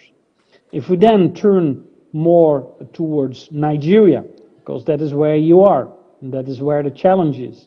I always say Nigeria is a big, rough diamond. It just needs to be cut, this diamond. It has a huge potential. It is, but just we have to do things right. This slide already was shown by Mr. Ben Langat. There are a lot of challenges if you look to dairy production in Nigeria. There's 3 must-win battles. Actually, I would say it's quality, quality, and quality. But besides that, it's also the yield and constant milk supply, because there's a need for processing capabilities and processing capacity, and for that you need a flat supply. So what we apply, this is a model that was developed by us with some universities, which we apply in a lot of countries, is the so-called 10 building blocks. It's the symbiosis. So actually you need all 10 building blocks to get to an efficient, successful, sustainable dairy sector in Nigeria. As you can see here, the blue part is actually the upstream side. That's the production side, the farm side. We call it upstream. That should lead, success of these 6 building blocks should lead to higher yield, higher quality, and a fair price. On the downstream side, you need an infrastructure, milk collection network, and of course processing capabilities and a route to market. That's the green part. That is actually the core. Everyone looks to FrieslandCampina as the blue part, the core, but actually we're a cooperative, we're owned by farmers who produce milk. Our core is the green part. It is the whole infrastructure of milk collection, the processing part, and the route to market. So let me take you quickly through the 10 building blocks, and I will not linger too much on it because it's also described in the paper that is published today. I hopefully hand it out to you. Building block 1 is the smallholder-centric approach. Very important. Is that there are a lot of farmers in Nigeria, and actually the knowledge is there, the expertise is there. Nigerians, especially those who keep livestock, they know how to keep cows. So the fundamentals are there. And it is important, and to show in comparison is what happened in China. China went through a very impressive story in relation to self-sufficiency. They were very dependent on the import of dairy. They still are, to be honest. And they decided to build enormous amounts of large-scale farms. Last year, as an example, they imported 1.2 million dairy cows. They imported 1.2 million dairy cows. That is almost the size of the total herd of the Netherlands. They build these huge large-scale farms, but not all that successful. So actually, they have the majority of these farms do not have a feed farm linked to it. So basically, they import feed. A big chunk of the feed for these large-scale farms are being imported from outside of China. So could you then claim that you have become self-sufficient? Yes, you have become more self-sufficient on dairy production, but actually you have become dependent on the import of roughage. Questionable. But also what you see is that the total volume in China hasn't grown, and that is a result of the fact that the backbone of the sector, which are smallholders, have decreased. They could not compete with the large-scale farms produce milk, and actually is declining. And that is unfortunate, because that is the real backbone of the dairy sector in most countries. If you compare that to the Netherlands, then actually everyone thinks that the Netherlands is covered with large-scale farms. The Honorable VC Joshua Ogumwelde has been in the Netherlands a few months ago and has seen it with his own eyes, is that the average size of the farm in the Netherlands only has 100 cows. And it produces about 1 million kg of milk per annum. We always talk about kgs, because we talk about contents, fat, lactose and protein. But they also own about 80 hectares on average because they produce their own feed and they have a stock of feed for almost a year. The next building block, as important, quality, quality, quality, food safety. You can imagine that we operate global brands, brands like Peak. We cannot afford poor quality or a recall on these type of brands. So quality and food security is always priority number one. And that relates to hygiene, national standards, adequate training. Especially national standards is extremely important. It's not up to me to tell the government and the authorities what to do, but an important step is to start registering all cows in Nigeria and to track and trace, also in relation to animal diseases and quality. Feed, it was already mentioned by my predecessor here in the conference, the previous speaker, extremely important. But of course, there are challenges like on climate, soil quality, the seasonal effects. And in the picture on the left side, you see actually the supply pattern of our milk in the southwest. You see a difference between the dry season and the flush, the peak season, which could lead to almost 80%. That's a challenge. If you have a factory, then you want to sweat the assets. You want 100% utilization of the capacity of your processing units. And if then in the dry season, or if you look to this picture, half of the year, you will not have enough milk because there is just not enough production, that basically has a huge negative effect on the utilization of your capacity and therefore your capital, and therefore it makes it very inefficient. So flattening the curve is extremely important. That you can do with feed. And what we always say is that the model, or the main model used in Nigeria is based on pastoralism. So basically the cows roam around towards feed and water. We always say you have to treat these female cows well and bring the feed and the water to them instead of the other way around, where the majority of the energy they take in and the water they take in during the day basically vaporizes literally by the heat and the roaming around. Also by genetics and spreading the insemination and calving process can have a huge positive effect on flattening the curve. Extremely important to make it a viable and profitable business. Breeding, it was mentioned a couple of times.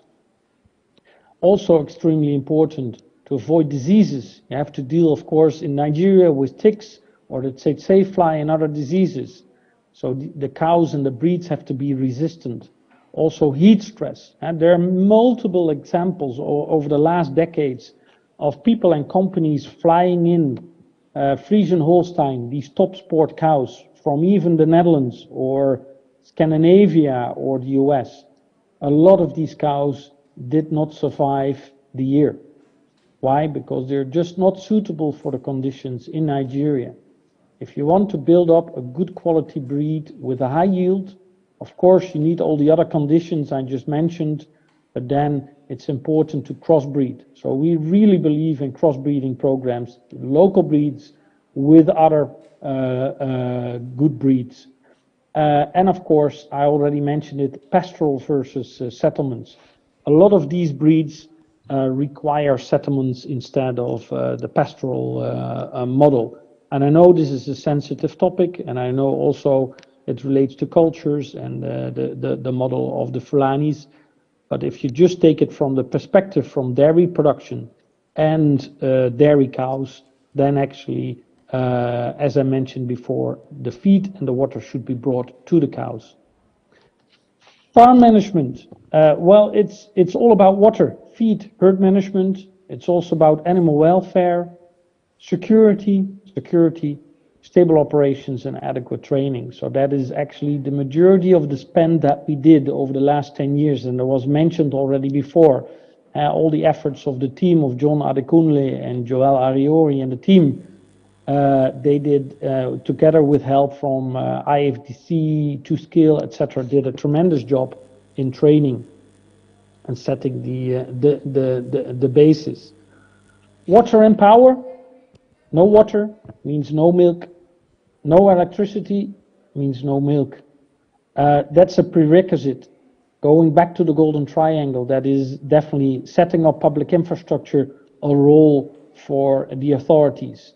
Like happening in Oyo State with the Fashola project, that those are excellent examples of where the local authorities take their responsibility and set the conditions and the enablers, like public infrastructure, for companies like us to establish themselves.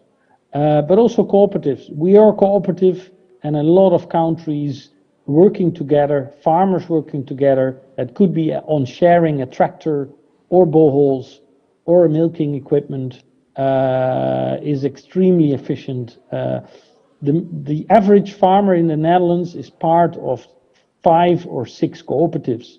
Not only us as a dairy cooperative, but also on feed, but also on genetics.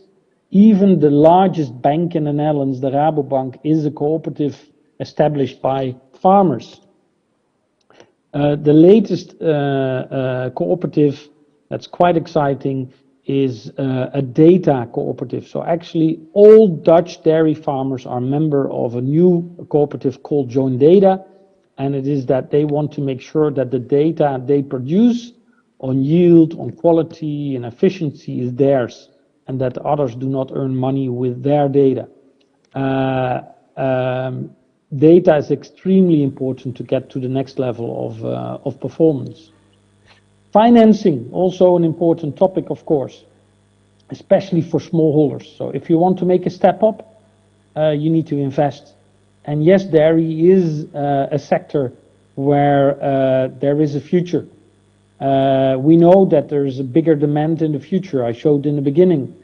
Yes, there will be off-takers for dairy, definitely in Nigeria.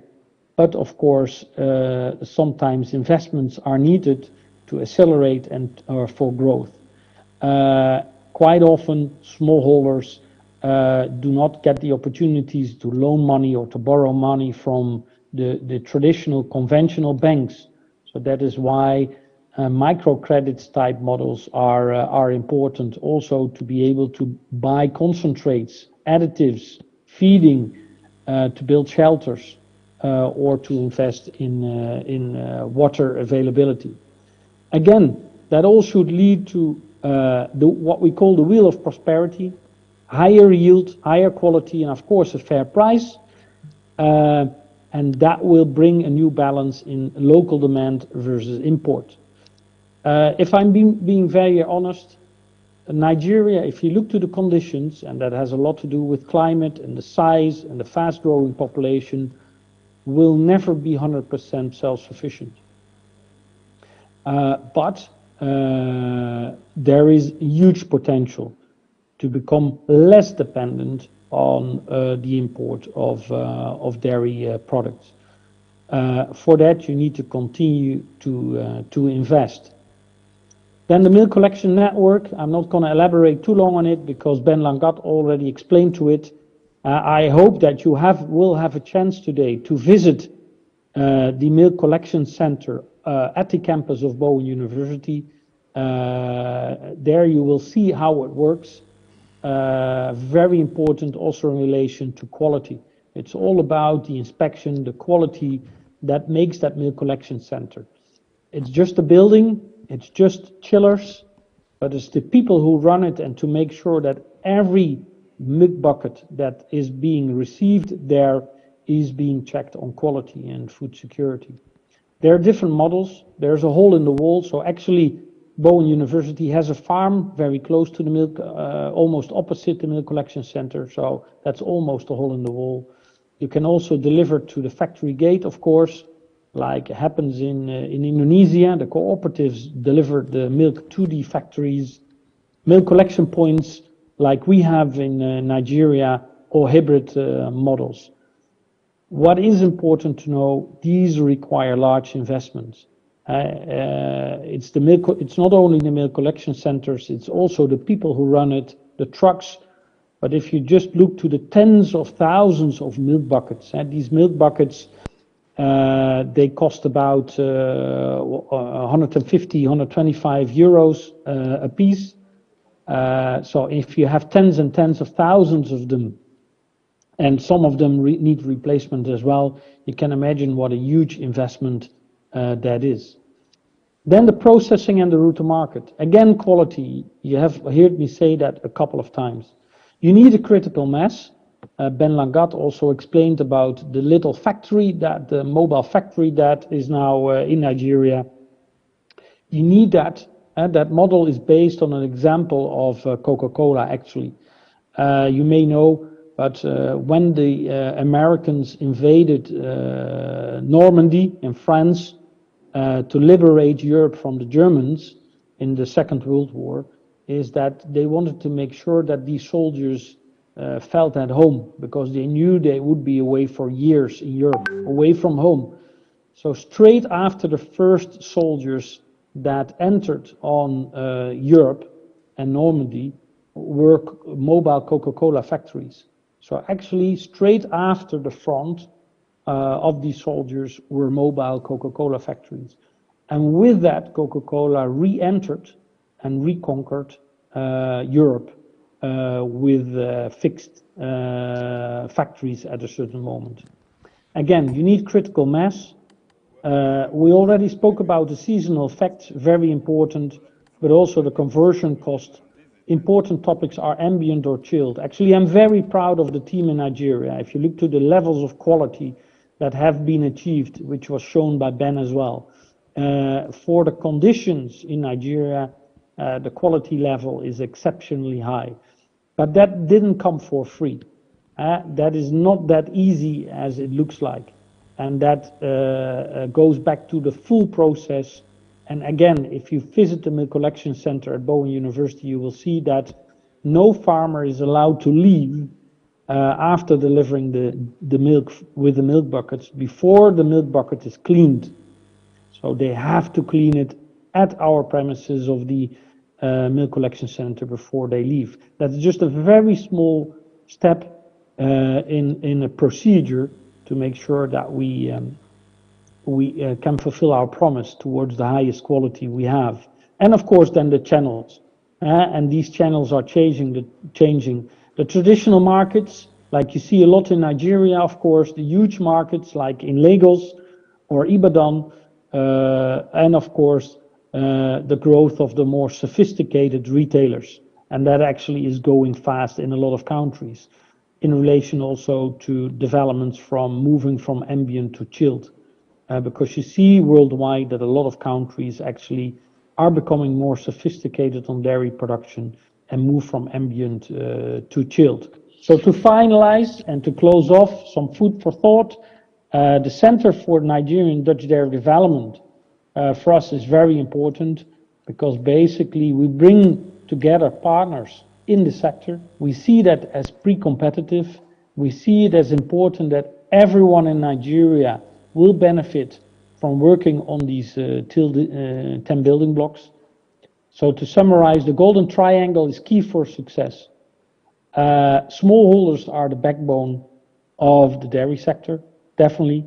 Yes, there will be more large-scale farms in Nigeria, but still these smallholders, like Gina's farm that was mentioned today, are essential. Strong backward integration strategy, an integrated strategy, and of course partnerships. Only by really working together and creating a win-win, then there will be a turnaround towards a sustainable dairy sector in Nigeria.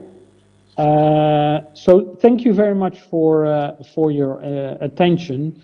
And I look forward again, of course, traveling to Nigeria and working with yourselves and the teams on creating this sustainable dairy sector. Thank you very much.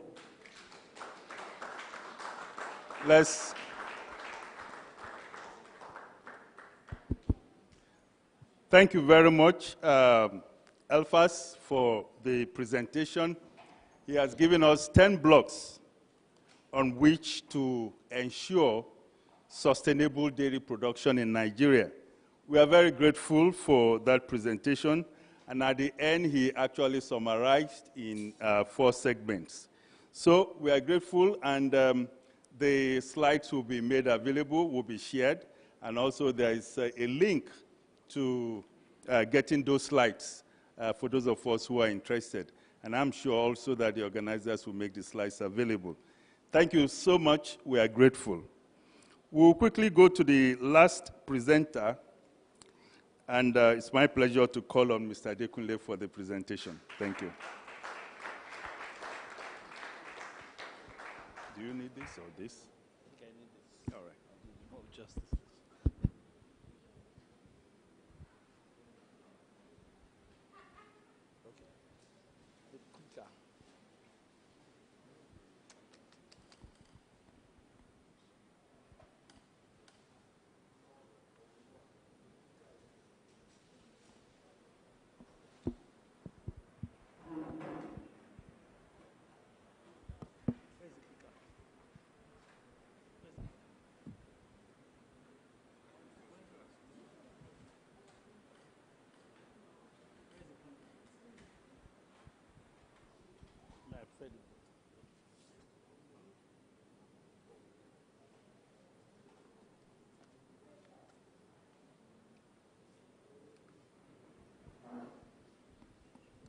Good afternoon, everyone.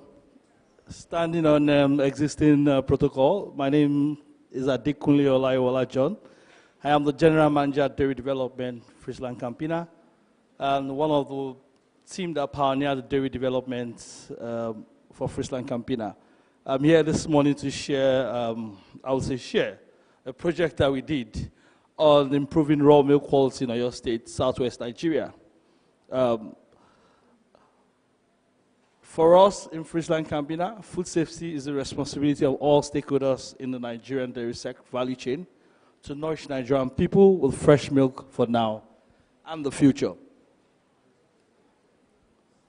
The focus of this project, which we worked on in Oyo State, is in 4 communities: Fashola, Maya, Alaga, and Ishain, and all in Oyo State at Sisbo local government area, Ishain local government area, Oyo West, and the Barakpa West in Oyo State.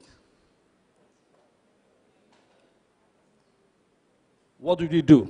Our approach at that time was to look at 50 collection points. We walked around 50 collection points to analyze bacteria. We did some bacterial analysis. And the approach we also used was key informant process, where we did got some information, some interviews and survey. And we also did physical inspection. We worked actually in the villages in these areas using this approach.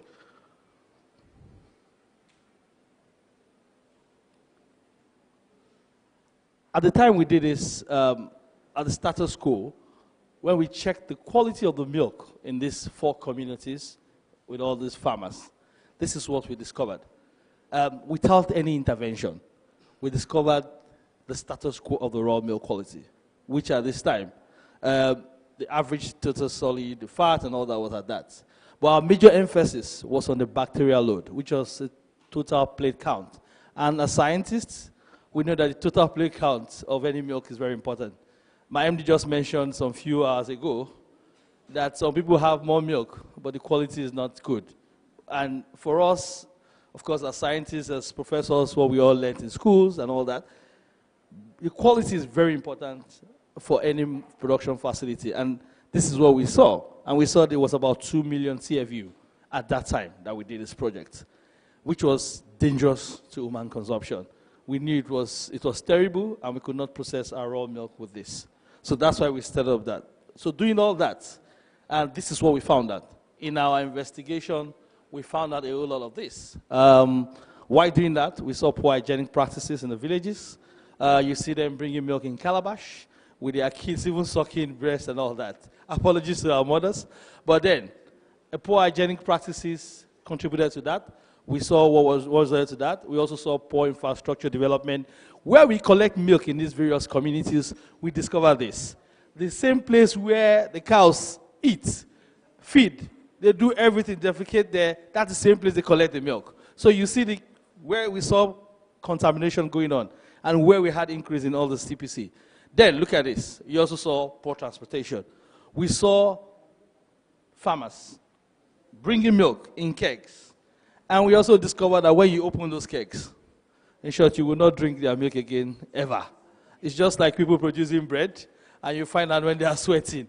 But if you see this bacterial load, it was so huge at that time. So these are investigations we did, and we found out. And we also found out after that, the way we work in this country, I think we are blessed in Nigeria, but we see that we try to copy and paste. But we also saw that this was not working. Because in Europe, those tanks are for temperate regions. They can afford to put them inside without putting the condenser outside. But here, we put it in. We just copy and paste. And so the cooling rate was very, very low. And at that time, bacteria begin to multiply. We have our professors here, they know what I do. But what we discovered was that bacterial load kept multiplying very fast because the rate of cooling was very, very slow. This was very practical for us. And we also discovered with some of our colleagues in this room, it's Dr. Sampson here, we work together, poor dairy farm practices was also involved in all that. And then we also see food for adulteration, where people will add water into milk and want to present it to FrieslandCampina because they want to make a lot of money. But then we saw that because the water they were even adding to it, it's already a killer water. That's the language that we use, was so high. So this also contributed to all this, to all that. And then we set out to carry out intervention. What did we do? As FrieslandCampina, I led this team. What we did was with the team, we set up an extension services. We did advisory services. We did some technology transfer, which I'll show in between. And we also facilitated empowerment to help the women to see reason why we all have to produce quality milk to the populace, which we will collect. And also, the next step we did was to standardize our process. So we set up a HACCP team. And I think for scholars here and our professors, you know more than I do on this. But we went practically to set up an HACCP team, which I led, and we also had all our colleagues setting up a lot, looking at all those critical points that we saw in our findings. So we did all that, and then we had some platform tests. We established that, and then we also carried out some platform testing in the villages where we are, and also at the point of milk collection. What we also did was timely delivery. This was the last intervention in the ASAP.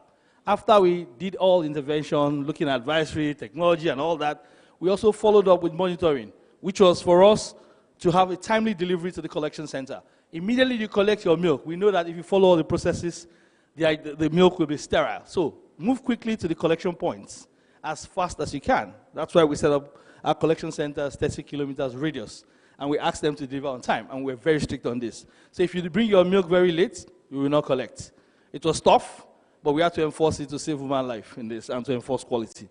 And then we started developing infrastructure. My MD mentioned it, my global director also mentioned that. We provided solar power boreholes. You can imagine when you get to the village, and you are training somebody on hygiene, and the water you are using to train the person is even something you cannot use. So we had to invest in that. FrieslandCampina paid a lot of money to invest in a lot of boreholes in these communities. We did about 108 boreholes across solar powered so that it could be sustainable in there. We set up washing bay and we also set up collection centers close to them. Today we have about 27 collection centers around areas where we collect milk. So we felt with this, looking at our school experience that some of our professors here taught already and also our FrieslandCampina experience worldwide, we are able to use this to improve the milk quality. We said that, like I said, those are the interventions we're doing. You see, we did a lot of trainings. The trainings we did was for about 12,000 farmers as today, but at that time, it was about 6,000, because that was the time we really started this project. And we did a whole lot of that. We were in villages, my colleagues were there, we were moving from one head to head to do a kind of sensitization at dry surfaces, don't use antibiotics, you need to clean, do all kinds of hygiene training to them. And we shared all this. And like I said, you can see what we did. And so we transformed it to say, hey, with this intervention, let's see, you can use clean water, drink your own, wash your hands. How do you do milking without clean water? So we asked them to do this. These bowls were treated and were solar powered. So every time you get to the village, you have clean water to drink. Their cows also have clean water to drink.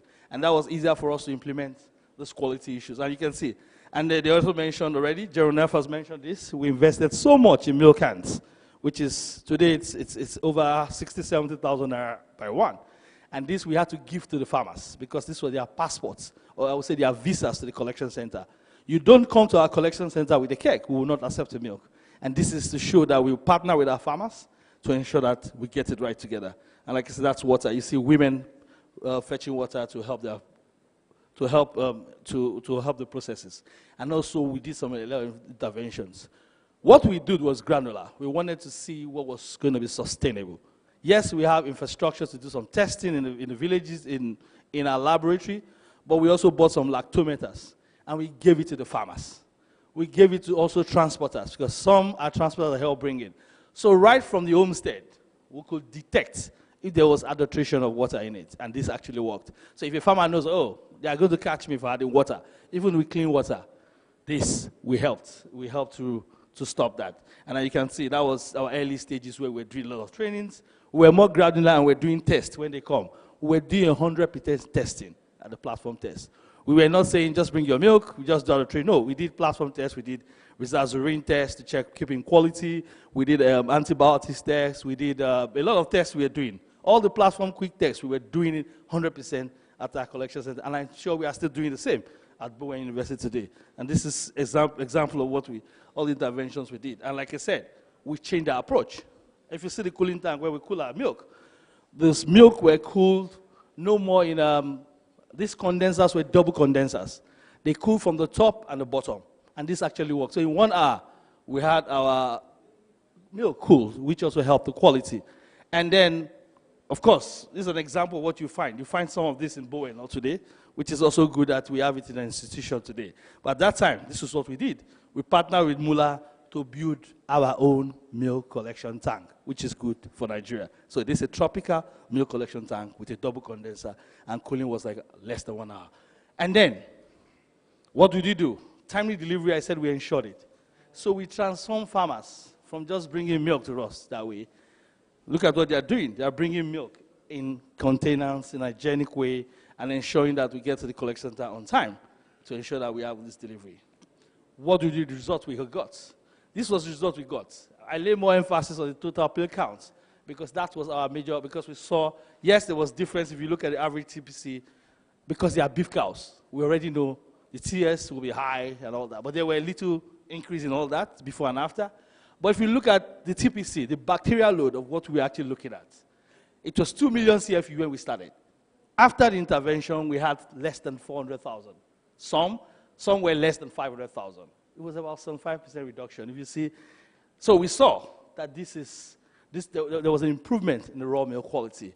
And this is my major factor which I was looking at. In this project, we were more particular about how to reduce the quality, bacteriological load in the milk. And this is set up on that. So we had that result from Fashola, Alaga, Maya, and sorry, that's the Shane. And then, if you look at what happened, after we had that result, and which is good for us in the country, we're able to have things changing. When we started, we were starting with 5% into our raw milk, into the evap milk. We moved to 10%. But when we had that intervention, we moved to 15%. So we were able to collect more milk. We were sure that the milk will be stable in the market. There will not be congeality in the market. There will not be recalls in the market. We were able to produce that. As a result of good quality, we had that product come up. And also a new product line. MD already mentioned it. This yogurt, the Nunu yogurt and this, we are very proud to say this is the product of the dairy development. We are so proud, we are passionate about it. But this thing that we did, quality led to this. Before any product development guy will say, I want to do stuff, I want to look at what is the quality parameter? Will I be able to sustain the market? And that led to us producing Nunu yogurts, which is cheap for Nigerians, and also the peak yogurt today. So, also, the results we also found out is that part of those results is that these women were so happy because they now had more monies because we had led rejection, so they get more monies through the dairy development space. I can tell you we pay a lot of money to these women today through this because improved quality means at every collection point, we will collect your milk almost immediately, and that really helped. And so the farmers were happy.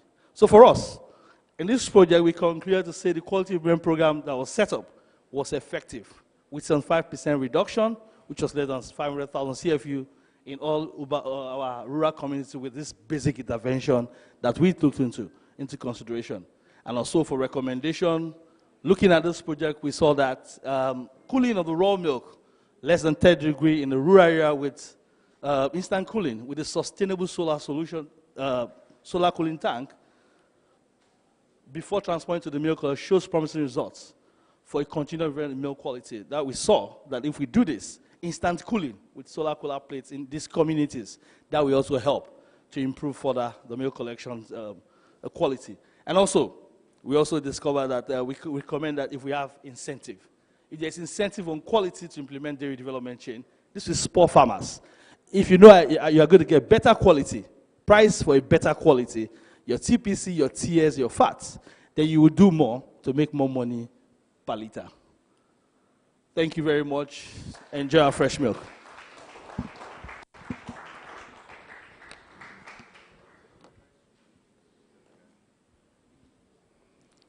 Thank you very much. Let's clap for him again.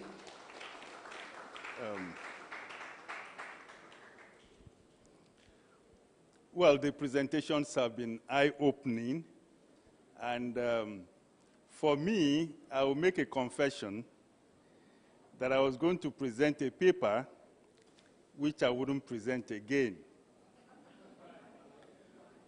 because all the presentations have given me new data, current data, and I was going to present a paper on Southwest, and I didn't know such work has gone on in Southwest. So I will hide my paper and listen to other people. So it's been an interesting session. We've listened to three presenters, and very enlightening. And I think my work is coming to an end for this session. And I want to thank the students.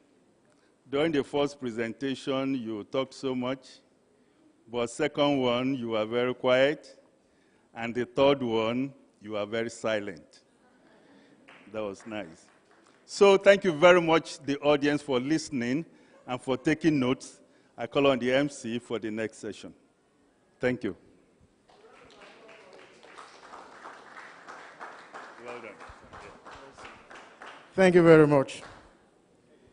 And now we come to the questions and answers. Time is gone, but we're still going to accommodate questions and answers. And so, for anybody here that wants to ask a question, sir, you want to? Right, sir. Questions will be very short, and it won't take long. Introduce yourself first. Good afternoon, everybody. I'm Professor Beleo from University of Ilorin on sabbatical to University of Abuja. To the first, my professor from Zaria. Thank you so much for the submission. Sir, I want you to tell us how often do we harvest the forage in order to be able to get the best out of it? Because you sell the crude fiber content will not be nice for the cow. To the last presenter, he said it's short. To the last presenter, sir, when you are testing the quality of milk, you just made mention of lactometer. The quality of milk goes beyond that lactometer.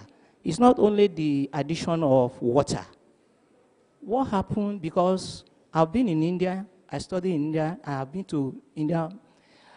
After the production of milk, the farmers will bring it, they have a cooling fan, and immediately they pay them upfront after testing for 2 components, which is very important in milk products. This is the protein and the fat. So I don't know whether your company or FrieslandCampina is doing this. And how often do you pay your farmer? Because it will encourage farmer. I brought my milk, immediately it's tested, and you are paid upfront. So it will, before going to officer, in India, you milk your animal.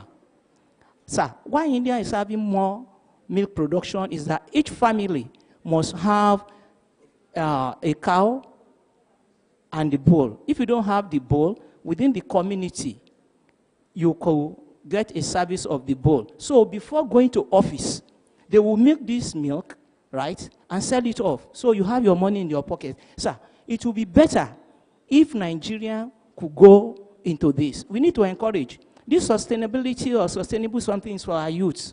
It's a pity I came late, because my paper is actually centered on the sustainability. How can we encourage you people to go into this and get your cool money? Thank you so much, sir.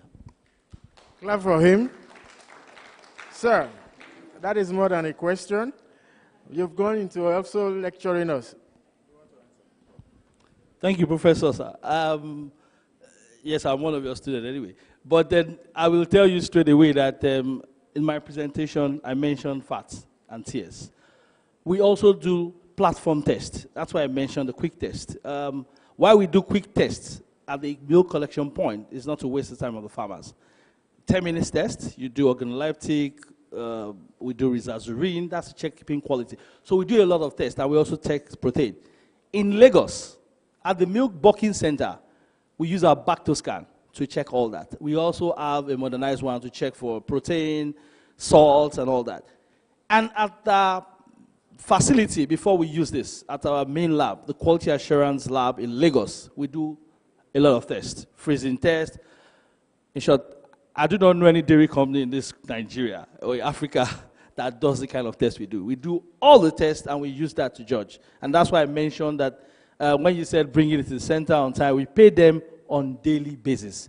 You bring your money today, I think Moyo Sori is here. You bring your milk today. You get your money either today or first in the morning. And I think Bowen also does that to their farmers around. So we did that, and that actually encouraged farmers to also come bring milk to us every day. So thank you very much, sir, for your question. Oh, yeah, thank you very much. Your question was, how often do we harvest the forage? It depends on the variety of the forage and at the same time what you're going to use it for. For example, if you grow something like bracharia, okay, it also happens, it depends on the location.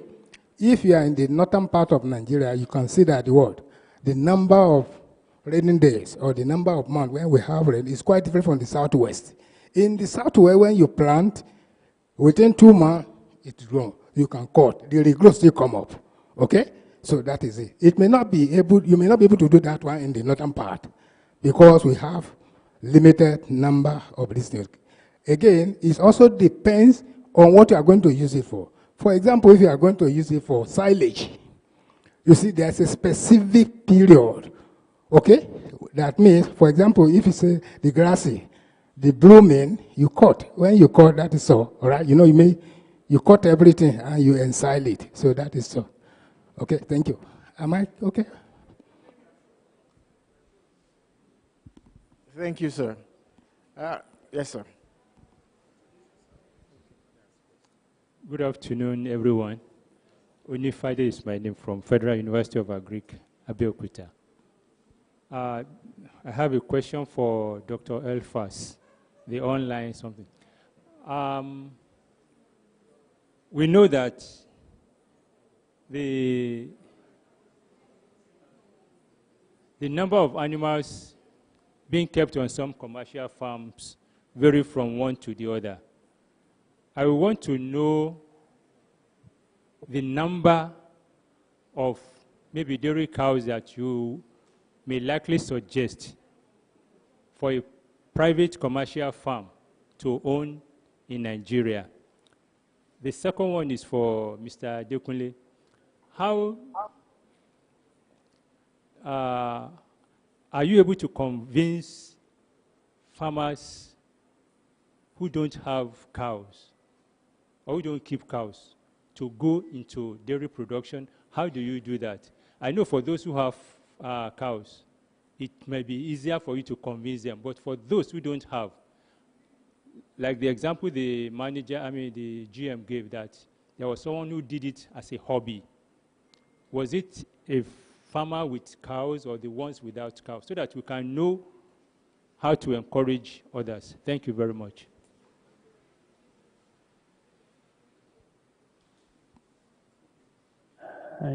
You want me to reply?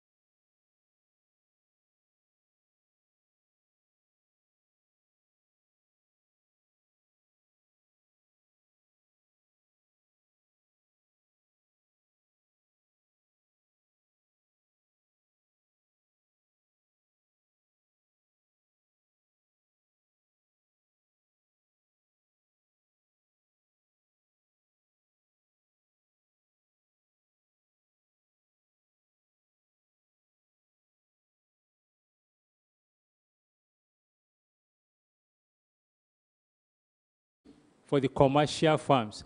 And the question actually is, what's the number of maybe dairy cow, crossbreeds now, that you may want to suggest that is good or advisable to keep in Nigeria here? Right, yeah. As I said, the average size farm is 100 cows, 100 milking cows. So they have 130, 140 heads. They keep their young stock, the heifers and the calves, but they have 100 milking cows. That's one. We have a few very large-scale farms, but to be honest, as I mentioned before, the amount of land that you have behind the cow, that determines the size of the farm, especially today in the Netherlands, because there are environmental restrictions. You can only have so many animals in relation to emissions of methane and phosphate and nitrogen. That is completely different to Nigeria today. And on your other questions, I couldn't tell. That again relates a lot to the size of the farm. But maybe John Adekunle can better elaborate on that second question. John.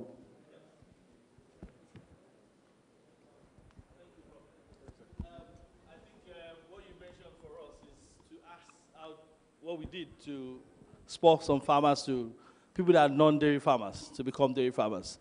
I think I have someone there, there's an expert sitting by my side, my colleague, Dr. Sampson. He actually leads the extension team of the FrieslandCampina dairy development.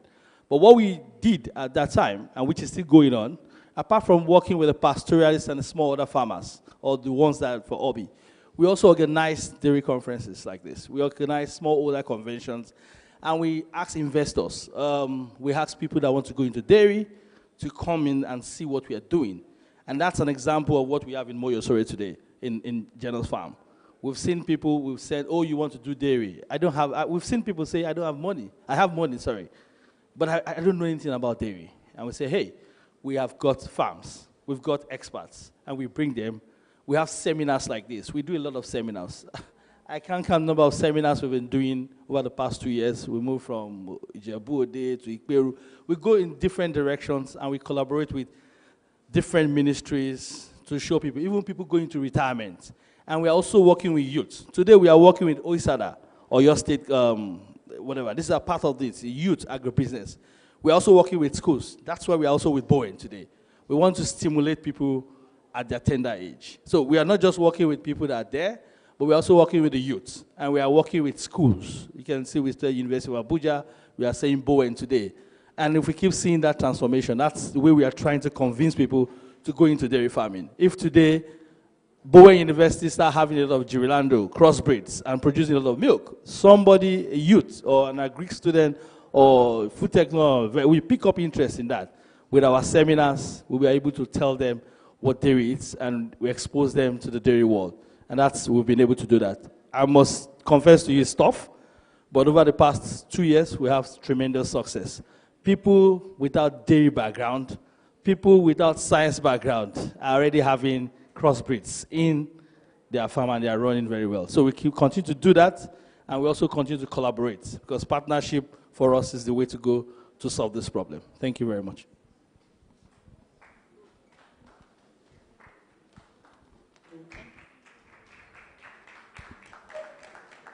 Any other questions?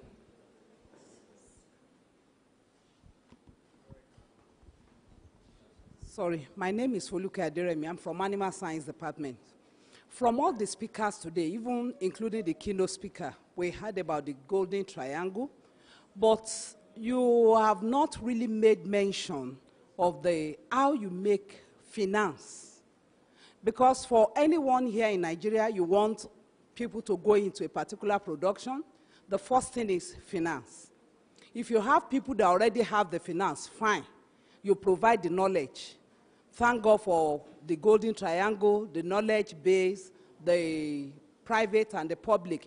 But the issue of finance, I think we are playing it down, and I don't think it's... Okay, maybe you have something to tell us about that. Yeah. I was just talking about quality. That was why I didn't go into finance. But I think Jerome has mentioned in his triangle already, and I can still elaborate on it, and the MD also mentioned finance. But currently, what we are doing, we never downplayed it. It's actually one key factor we've looked at. We are working with Bob Inc. Tuske, as I speak to you. We have picked 50 farmers right now. What we are trying to do is get data. And I think to our professors and the academics here, I think it's very important we have data.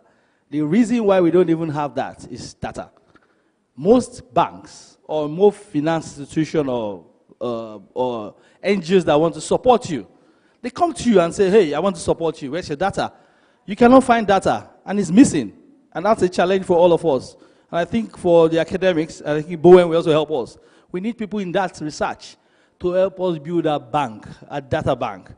If a farmer has got a data, you use that data to say, hey, I have 20 liters, I can do these numbers, and any finance institution will say, okay, I will give you this amount, XYZ amount.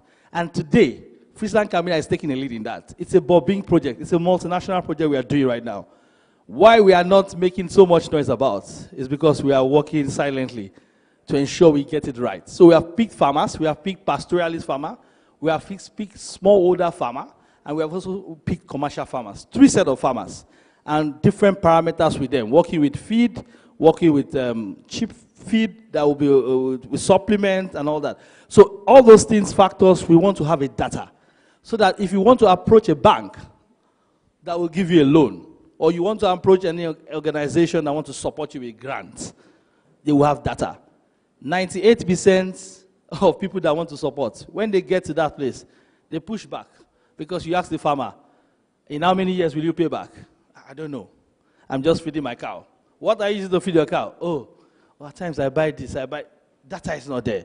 So that's the database we are trying to put in place. So you will know, Jeremy already mentioned it. I see my professor already saying, what will you advise? If you say, I'm advising you to go for 100 cows, like Jeron said, you cannot say, he says it's based on the land of the size, the land you have. You go into that 100, you don't even know what feed are you going to use. What A, B, C, X, Y, Z. So your capacity matters a lot, and data, very important. So we are really working on it, and of course we are partners with Bowen, with dairy development, with the CNDD. We will provide that data. If you want to do 5 cows, for instance, we will tell you, this is the XYZ you need to do 5 cows, and this is what you will get. So you don't go for 20 million when you know you only need 5 million. So that's what we are doing. We are not downplaying it. He mentioned in his building block. Jaron mentioned that in his building block. Finance is very important. It's key. And you will see also in the MD's presentation, it was also the 10 building blocks. They were there. So we didn't downplay it. We appreciate that, that you brought it up. And for the audience, I think it's very important. Like I said, data. Let's all, anything we are doing, let's keep data. Today we are building a data bank ourselves, but we also need students in the hall to help us in your research, to also help us build data, and also our professors to help us. Thank you very much.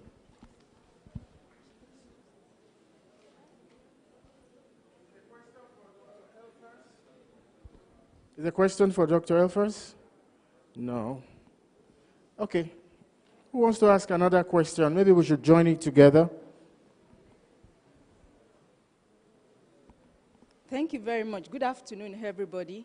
My name is Professor Bamigboye from Afe Babalola University.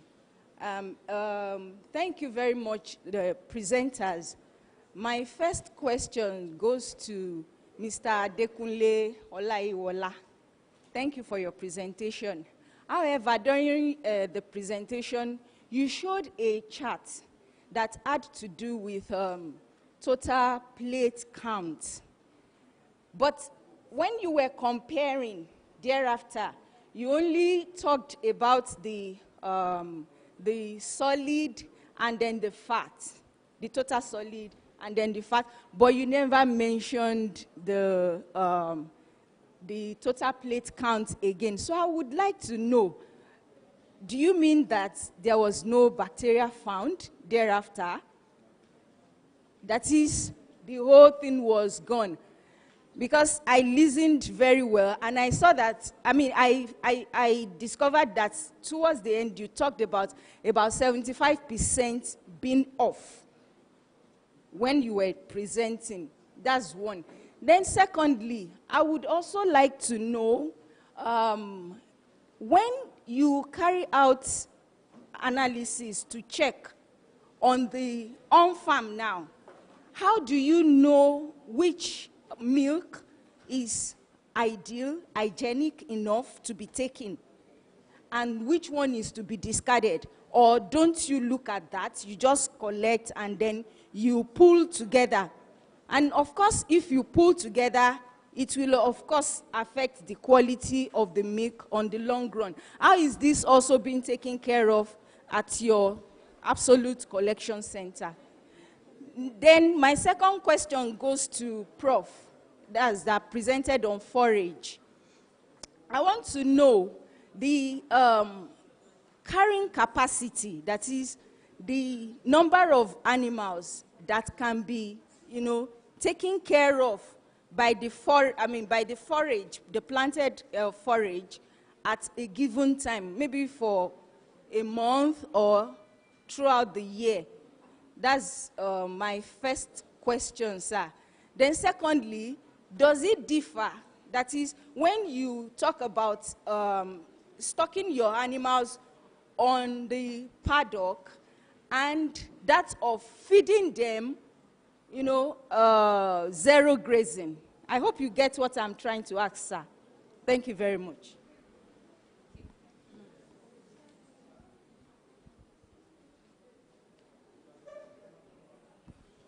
Thank you very much, my sister from Bowen. From Abuad, Afe Babalola. I think I mentioned that in my presentation there was a before and after, and I only mentioned I said tears and fat was not in scope. We were looking at the bacteriological load, and like I said, it was 75. I shared the chart and I said, it was 2 million CFU per meal. And after, it came to less than 500. I mentioned it. In all the communities, 4 communities where we worked, it was less than. I did not say it was completely erased. It was less than 4, from 2 million to less than 400, which was suitable for us to use in our evaporated milk and also for the new product line. That's why I mentioned that. And then, going into the quality you mentioned, we do our tests. That's the quick test. That's the platform test. I will employ you to also visit one of our milk collection center. We are close to you in Afebabola in Ondo State. In Ondo State, Iwo, precisely. We have one close to you. You can do an excursion to that axis. When we want to collect milk in the morning, we collect milk in our milk cans. That's the visa to any milk collection center. And where we do tests, we do quick tests. Those quick tests, you already know the methylblue blue test, dye reduction. So because we are in dairy development, we are not in the lab. If you go by the theoretical aspect of it, you will collect a milk that is fair. But at our milk collection center of FrieslandCampina, we don't do that. If it is not blue, it is not blue. So if it fails our dye reduction test, then that is azurine, we will not collect. So the first thing that you need to know is that when you bring milk to us, we will check for adulteration, the smell and all that, depth estimation, and then we will do our 10-minute test, which is the platform test, which is with azurine, 50 mils into it. If there's any change at all, we don't care. We reject instantly. So that's what we do before we take it to our cooling tank. And we also, we water bath in all our collection points. We check after 10 minutes, if it doesn't change, then we collect your milk, and our farmers are already used to it. So we don't do, if it's not excellent at our collection point, it's not excellent. In the laboratory, it could be fair, maybe distance or not. But the first point of contact, and that's why our milk is very good. We don't do that. We do all the tests, you pass our tests, we collect the milk, we cool it down fast, we transport to Lagos, and tarab, you find your peak yogurt. Thank you very much. Okay, thank you. Let me answer your question. You are asking about the carrying capacity that can be used. Mind you, when you talk about carrying capacity, you have to be very careful. What? Because you have to know the number of animals that can graze a specific area of land. All right. There are factors that determines in a favorable climate, you find out that, for example, let's say we have a good raining season this year. Then that means the yield will be excellent. And that one will determine the number of animals to put there. You see, when you have a very good yield, then that means you know the number of animals to put per this thing. In a poor, or when the distance is not favorable, you need to do what? To reduce the number of animals. Are you getting what I'm saying at all? Okay? That means, for example, let's say you are putting 20 animals here. Okay? In this, you know the size of the plot. This year, that is when the climate is so good. I mean, the rainfall pattern, then, you see? But you can see some few years, in the southwest, maybe rain stop for some time. Nothing. So what do you expect for the yield? The yield will be very low. So if you have been putting 20 animals to graze, automatically you have to adjust. So that is it. You cannot be ordered so specific. It depends on the climate and the yield of the pasture and the variety of the pasture at the same time. Thank you.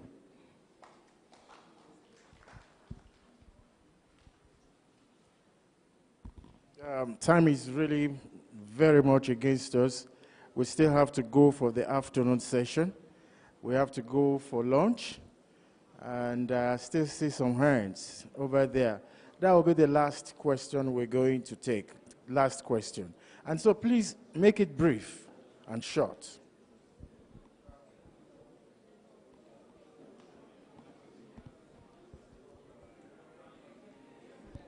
Thank you, sir. My name is Dr. Dare Theophilus from Ahmadu Bello University, Zaria. My question goes to Professor Amadou. Sir, in your presentation, you mentioned some of the challenges in pasture production. I want to ask, how do you cope with the menace of fire, both at the barn and on the field? You didn't mention fire as a challenge in your presentation. Secondly, sir, apart from the grasses you propagate by vegetatively, by transplanting, how readily available are the seeds? Because one of our ministers in this country at one point told us they are importing some of these seeds from Brazil. Whereas, if they are readily available in Nigeria and there is the awareness, why would they spend our hard-earned currency bringing this from Brazil on seed? Thank you, sir.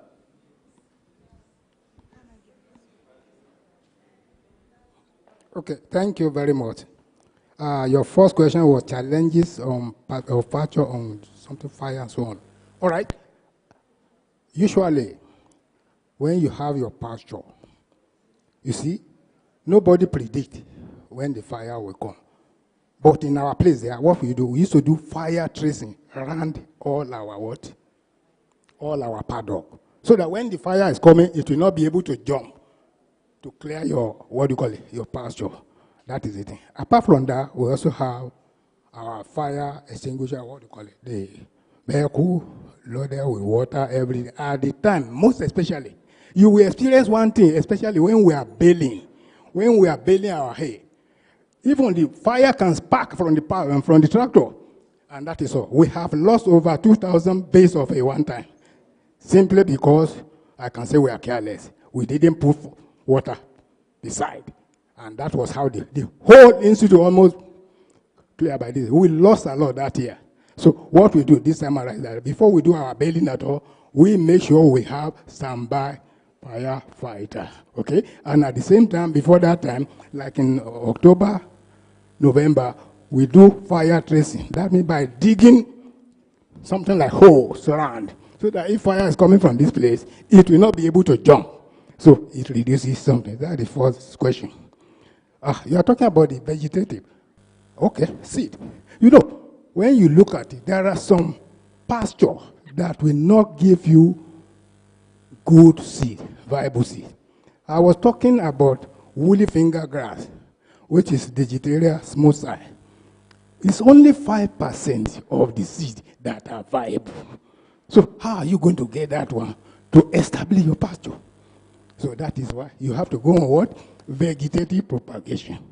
Vegetative propagation, that means you have to allow it to grow at a certain time of the year, maybe about 1 month after rain.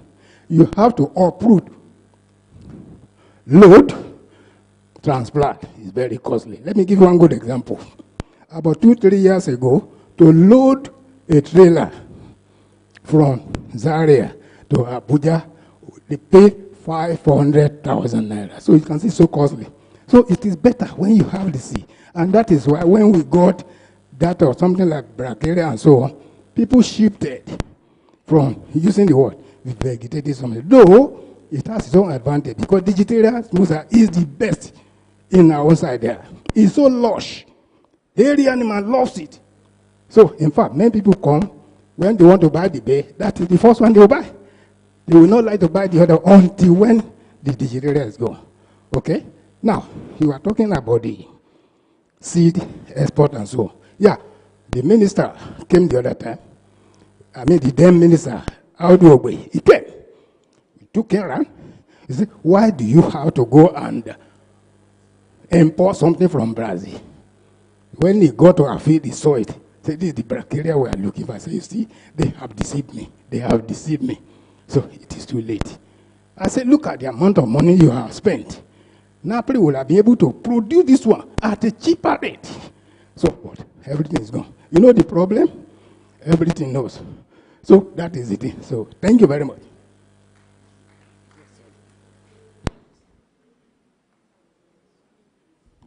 Obviously, we are not taking any more questions. And this is where we will be rounding off. But before we do that, we have one or two messages. The afternoon sessions will be divided into two groups. The first group will be chaired, that is the group A, will be chaired by Professor Adeniji and Miss Akinshola. The second group will be chaired by Dr. Mrs. Faboro and Mrs. Afolabi. That's group B. And so right now, as we go on the trail of closing, I have to call on Professor Lawal to come and give us a brief closing remarks. Is Professor Lawal around? Thank you very much. Good afternoon, sirs and ma'ams. No doubt about it, I can see that we have learned one or two things about dairy. The consciousness has been awakened. No doubt about it, people have seen me outside and they have been asking questions. You mean this dairy thing we are talking about? It's a big thing like this. And I told them, we have just started. There are other plans that are in the pipeline. And I can tell you that you will not regret coming for this international conference.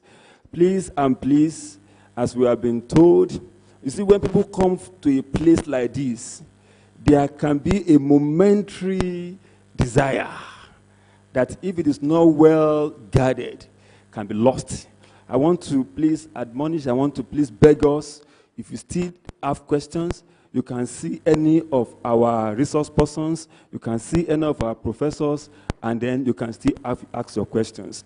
We sincerely appreciate you. Thank you. God bless you. Thank you very much. Please give him another round of applause. Though the passion is dying because it's getting to afternoon, everybody wants to go and have lunch, but he still brought some drama into it. And it just tells you that what is happening here is with a passion, and everybody should follow that passion. Thank you very much, Prof. Another round of applause for him. At that point now, we have to call it a close. And I'll call on Professor Femi Alabi to give us the vote of thanks. Professor Alabi, where are you? Encourage him, please. Another round of applause for him. Thank you very much, sir.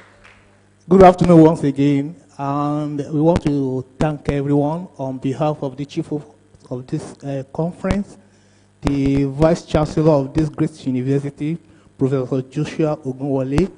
We appreciate everybody, especially our partner, the FrieslandCampina, the powerful team led by Ben Langert, and their presentation. We are very grateful. And to the VC of University of Abuja, ably represented by its DVC, thank you for declaring the conference open and for your position paper. It was very powerful. We thank all the presenters here, Professor Amodu. We really appreciate you. Mr. Olayiwola, thank you very much. And Dr. Elfa, thank you very much for your presentation. All stakeholders in the house, we appreciate you. Thank you very much, researchers, dairy farmers, our students. Thank you for joining us. And we appreciate our moderators too. Thank you for that job well done. The technical crew from our DDS, thank you for being there. And the technical crew from FrieslandCampina, you've done very well. God bless you. Our security personnel and gentlemen of the press, we appreciate everybody. Thank you. God bless you all. The conference is still on. So feel at home at Bowen University and have a wonderful conference experience. God bless you. We thank you. We thank you for being here. And specifically, we have to thank the LOC chairman. We thank her for all the things she's been doing, and we pray that everything will come out successfully at the end of the program. We thank you all for being here, the students, but please, one more protocol thing. Let's stand for the national anthem. Thank you very much. Okay, it's Bowen we're going to take. Let's go.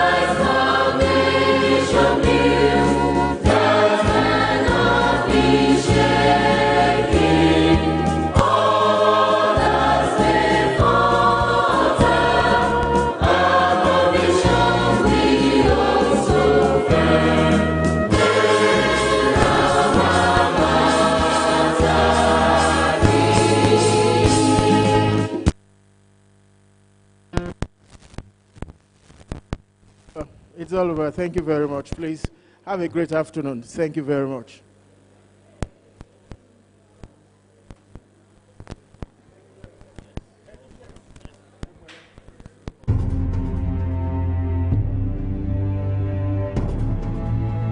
I know I can be what I'm purposed to be. Here at Bowen University, regardless of my major, I am encouraged and equipped from the outset to be an entrepreneur. In addition to Bowen's foundation of godliness, excellence, and leadership, I focus on my vision, work hard, and build effectively on what our exceptional lecturers teach. I've got the Bowen touch. I stand out. I will fulfill my purpose. Bowen University. Excellence and godliness.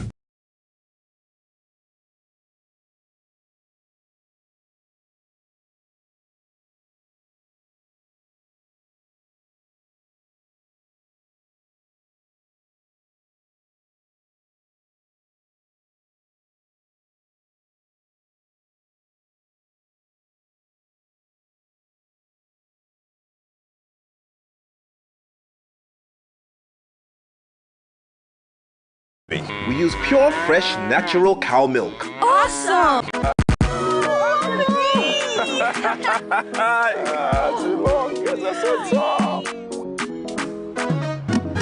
Whoa, so refreshing. What if I tell you Peak yogurt is made from fresh cow milk? Oh, really?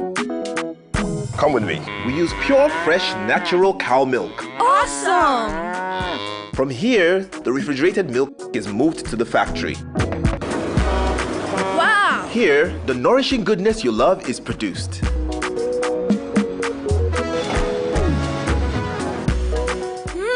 No wonder I only do fresh. Peak. Reach for your peak.